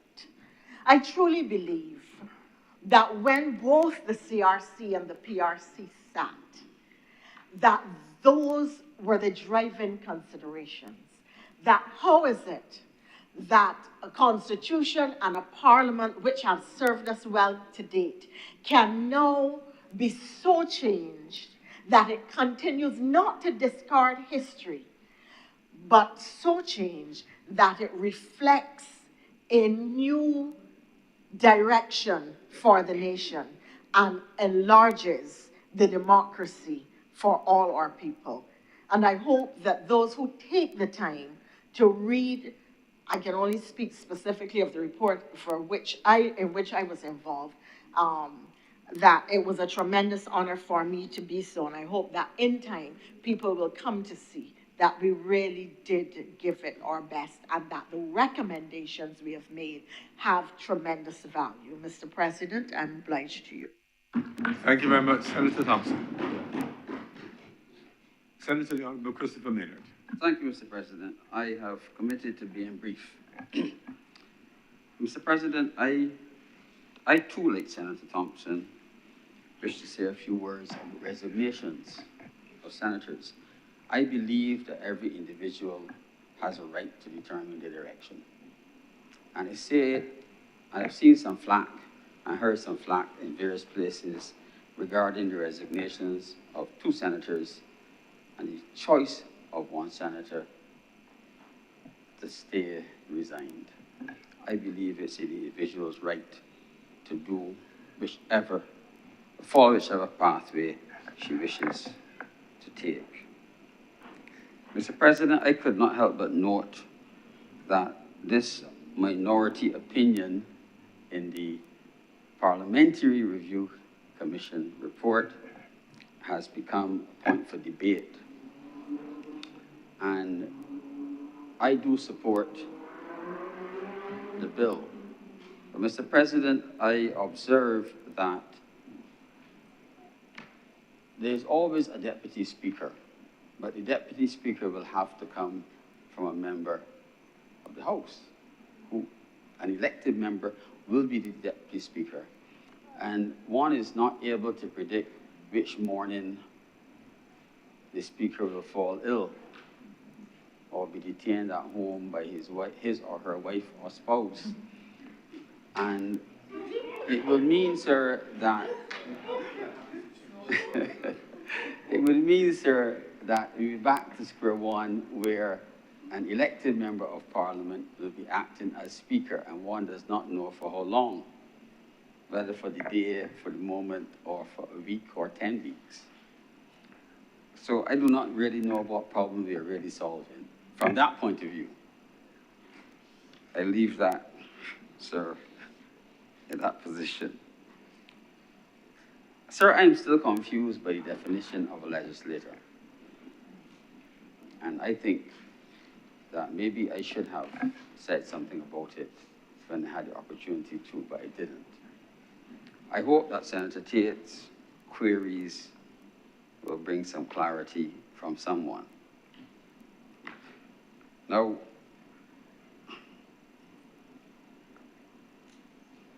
Senator Maldu mentioned the voting population and gave an average, I think, of 8,000 persons in a population. Sir, I happen to have, when I came into this chamber on the first occasion, I was given a copy of the standing orders, and it was dated, amended 2003. And when I read the standing orders and I read the Constitution, the number 24 appeared somewhere, and I was trying to find whether at the time of the writing, if there were 24 members of parliament rather than 30. So people conflate and mix up members of parliament with the size of cabinet. The two things are not connected in that sense.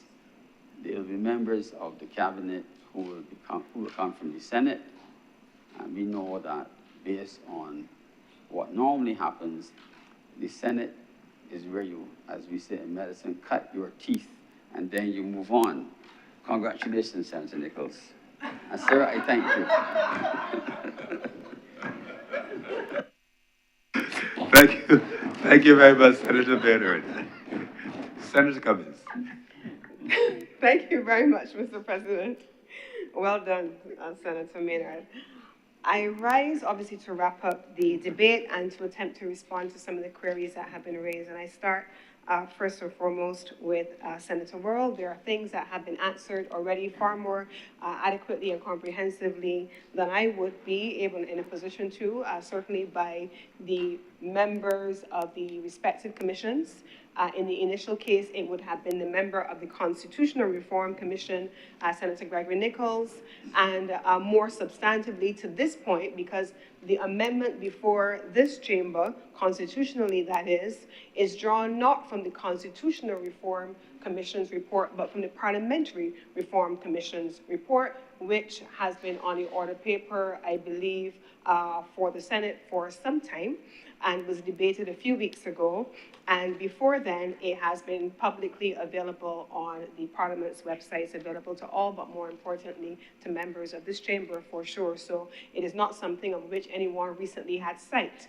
And it has been very well publicized for a very long time. So I just wanted to respond to that up front. So the amendment is the Parliamentary Reform Commission's minority opinion, specifically as it relates to the independent speaker and some of the other things that are drawn from the functioning of the Parliament. That it is a constitutional amendment, and that is where it is rested, is a fact, but it is drawn from a reform of how we function in this Parliament.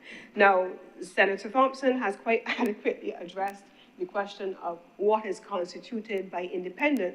And if we were comfortable as independent senators, surely sitting with a person who a minute ago was an opposition senator and they're independent senator the day after, certainly we know that independence can apply. And I'm sure we've seen other instances, Mr. President, where because in Barbados, there's 1 degree of separation half of the time because the communities are so small. You know this body, you know that body. I knew Senator Connell because I worked in the University of the West Indies.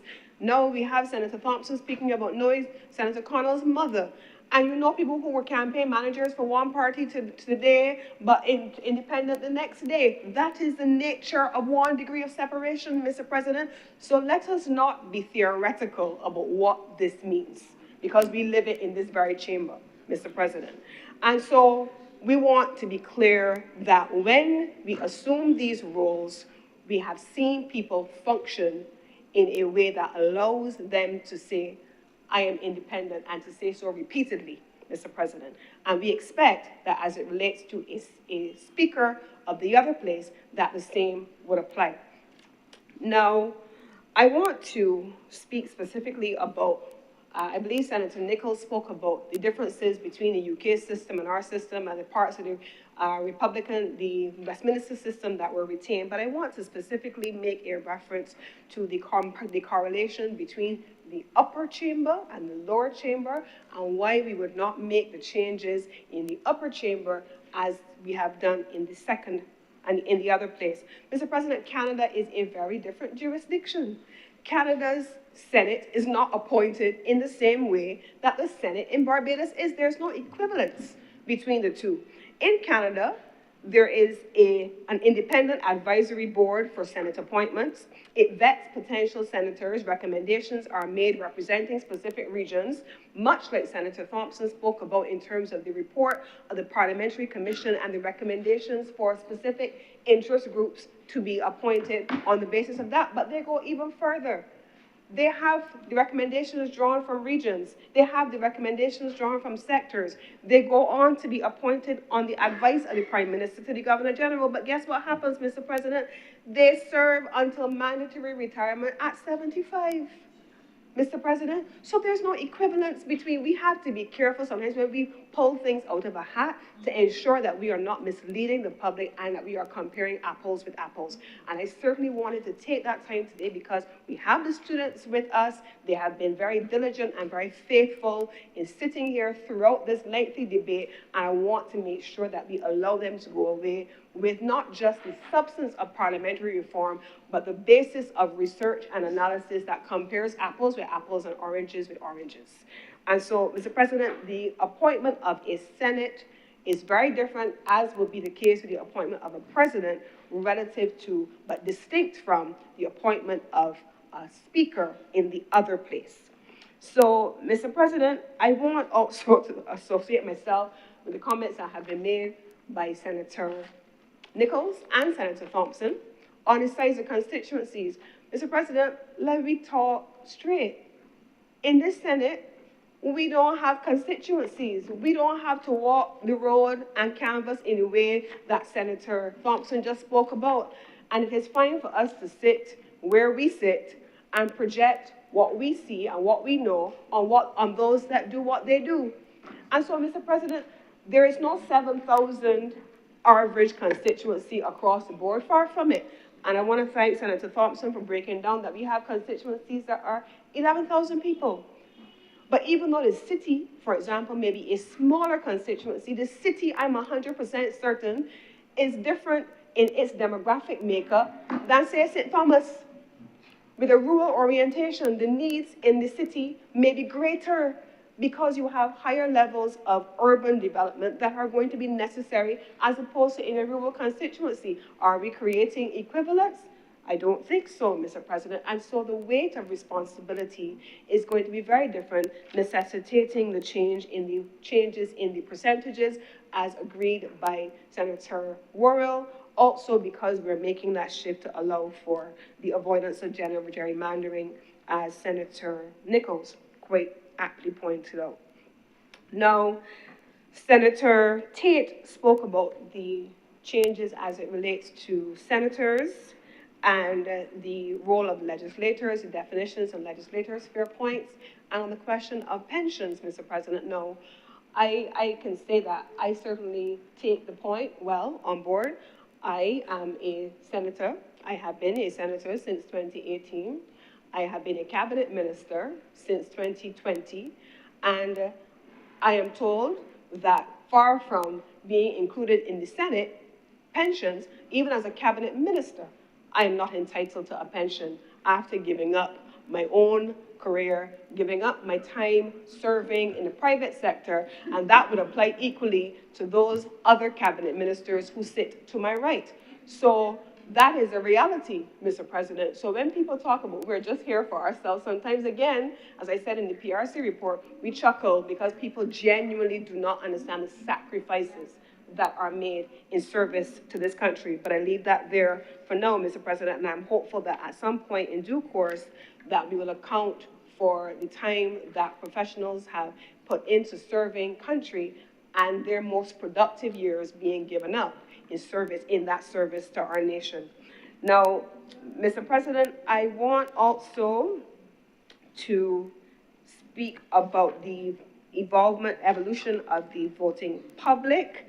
I think Senator Thompson has been quite detailed on that.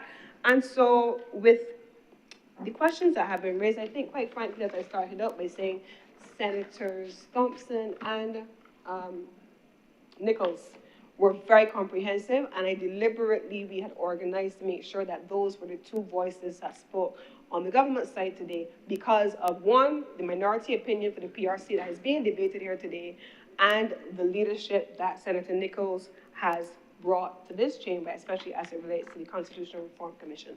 So, Mr. President, these are the amendments that have been brought to the Honorable Chamber, and I beg to move that this bill not be read a second time. The question is that this bill be read a second time. Will those honorable senators in favor please say aye? Those against please say no. The things the ayes have it.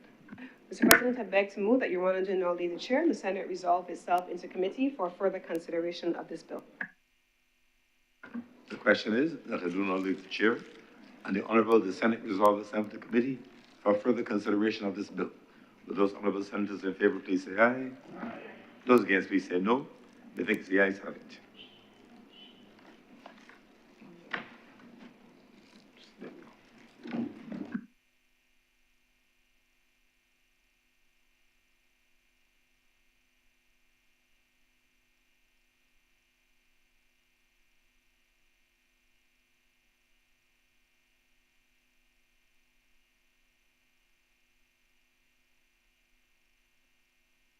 The Honorable Senate is now in committee.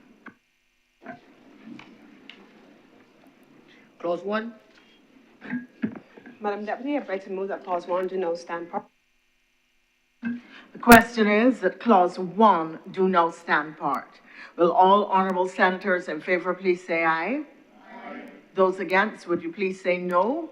The ayes have it. Clause 2. Madam Deputy President, I'd like to move that clause 2 do now stand part. The question is that clause 2 do now stand part. Will all honorable senators in favor please say aye? Aye. Those against, would you please say no? The ayes have it. Madam Chair, I'd like to move that clause 3 do now stand part. The question is that clause 3 do now stand part. Will all honorable senators in favor please say aye? Aye. Those against, would you please say no? The ayes have it. Clause 4. Madam Chair, I'd like to move that clause 4 do now stand part. The question is that clause 4 do now stand part. Will all honorable senators in favor please say aye? Aye. All against, please say no. The ayes have it. Madam Chair, I'd like to move that you do now report to His Honour the President the passage of one bill in committee. The question is that I do now report to His Honour the President the passing of one bill in committee. Will all honourable senators in favour please say aye? Aye. Those against, would you please say no? The ayes have it.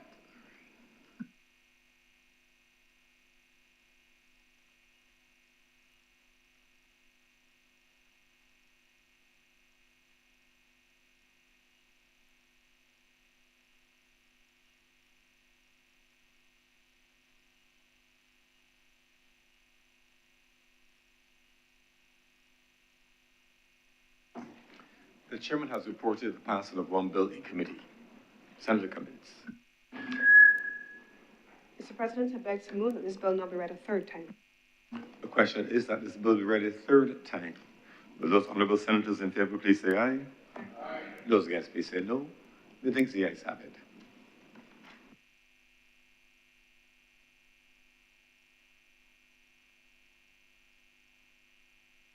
Mr. President, I'd like to move that this bill do now pass and be cited as the Constitution Amendment Act 2025.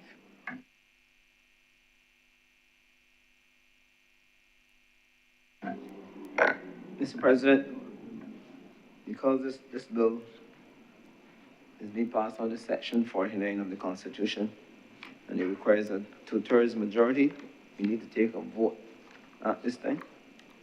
Please proceed.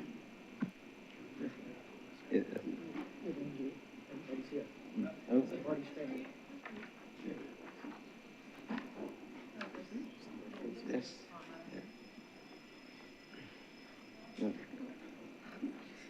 Senator Cummins. Yes. Senator, the most honorable Mr. Jerome Walker, who is online, Mr. President. Yes. Yes. Yes, Senator Reid. Senator Reid. Yes. Senator Dr. Chantal Monroe-Knight. Yes. Senator King. Yes. Senator Paris. Yes. Senator Andrea Boyce. Yes. Senator Nichols. Aye. Senator Reverend Morris. Yes. Senator Trim. Yes. Her Honor, Senator the Most Honorable Elizabeth Thompson. Yes. Senator Nurse. Aye. Senator Maynard. Aye. Senator Tate. Abstain. Senator Kevin Boyce. Aye. Senator Reverend Canon Dr. John Rogers. Senator Malalou. Aye. Senator Dr. Kenneth Connell. Yes. Senator Worrell. No. Senator Walters. No.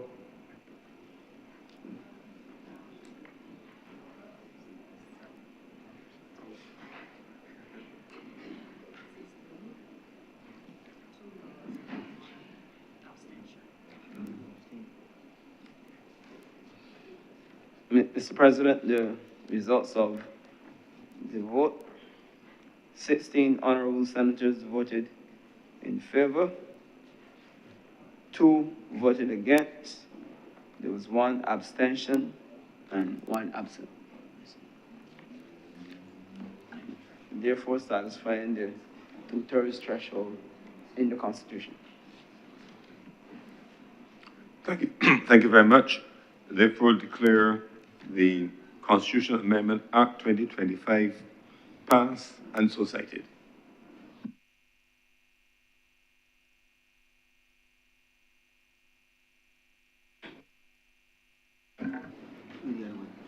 Sure. No big deal on this one.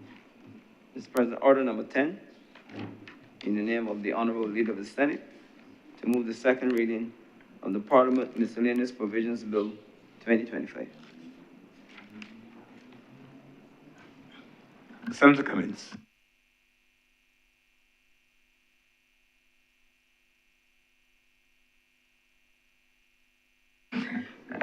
Mr. President, I beg to move this bill be read a second time. The question is that this bill be read a second time. Will all honorable senators in favor, please say aye. Those against, please say no. Thanks, the ayes have it. This bill is read a second time.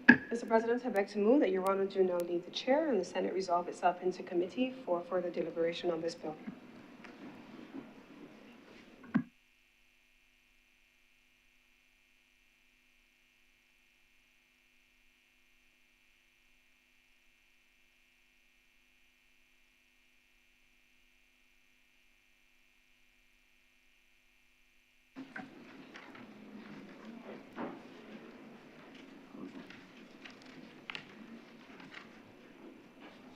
The Honorable Senate is now in committee.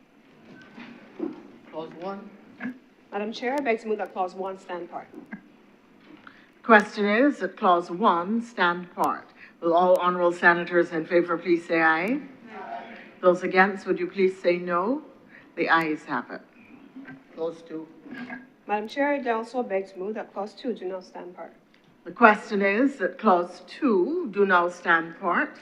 Will all honorable senators in favor please say aye? Aye. Those against, would you please say no? The ayes have it. The schedule.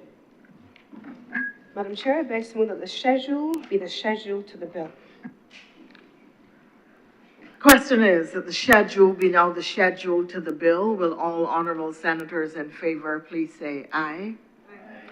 Those against, would you please say no? The ayes have it. Madam Chair, I beg to move that you do not report to His Honor the President the passing of one bill in the committee phase. The question is that I do now report His Honor the President the passing of one bill in committee. Will all honorable senators in favor please say aye? Aye. Those against, would you please say no? The ayes have it.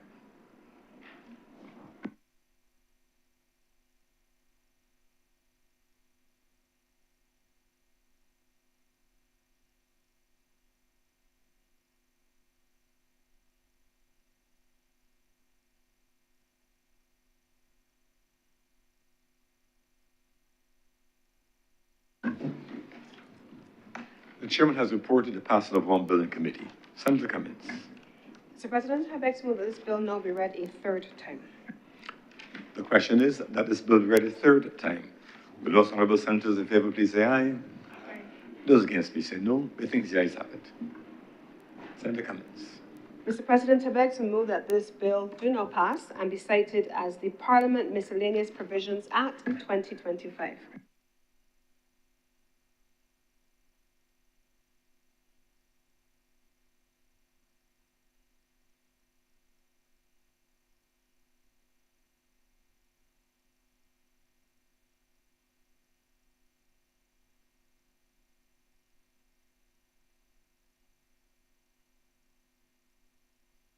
The question is that this bill do not pass and be cited as the retiring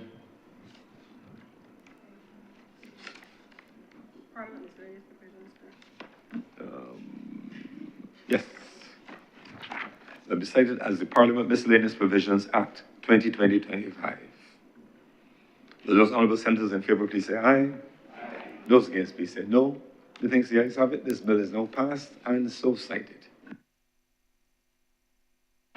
Senator Cummins. Mr. President, I'd like to move that this sitting of the Senate do now is suspended now for lunch and to reconvene at 5:15 p.m.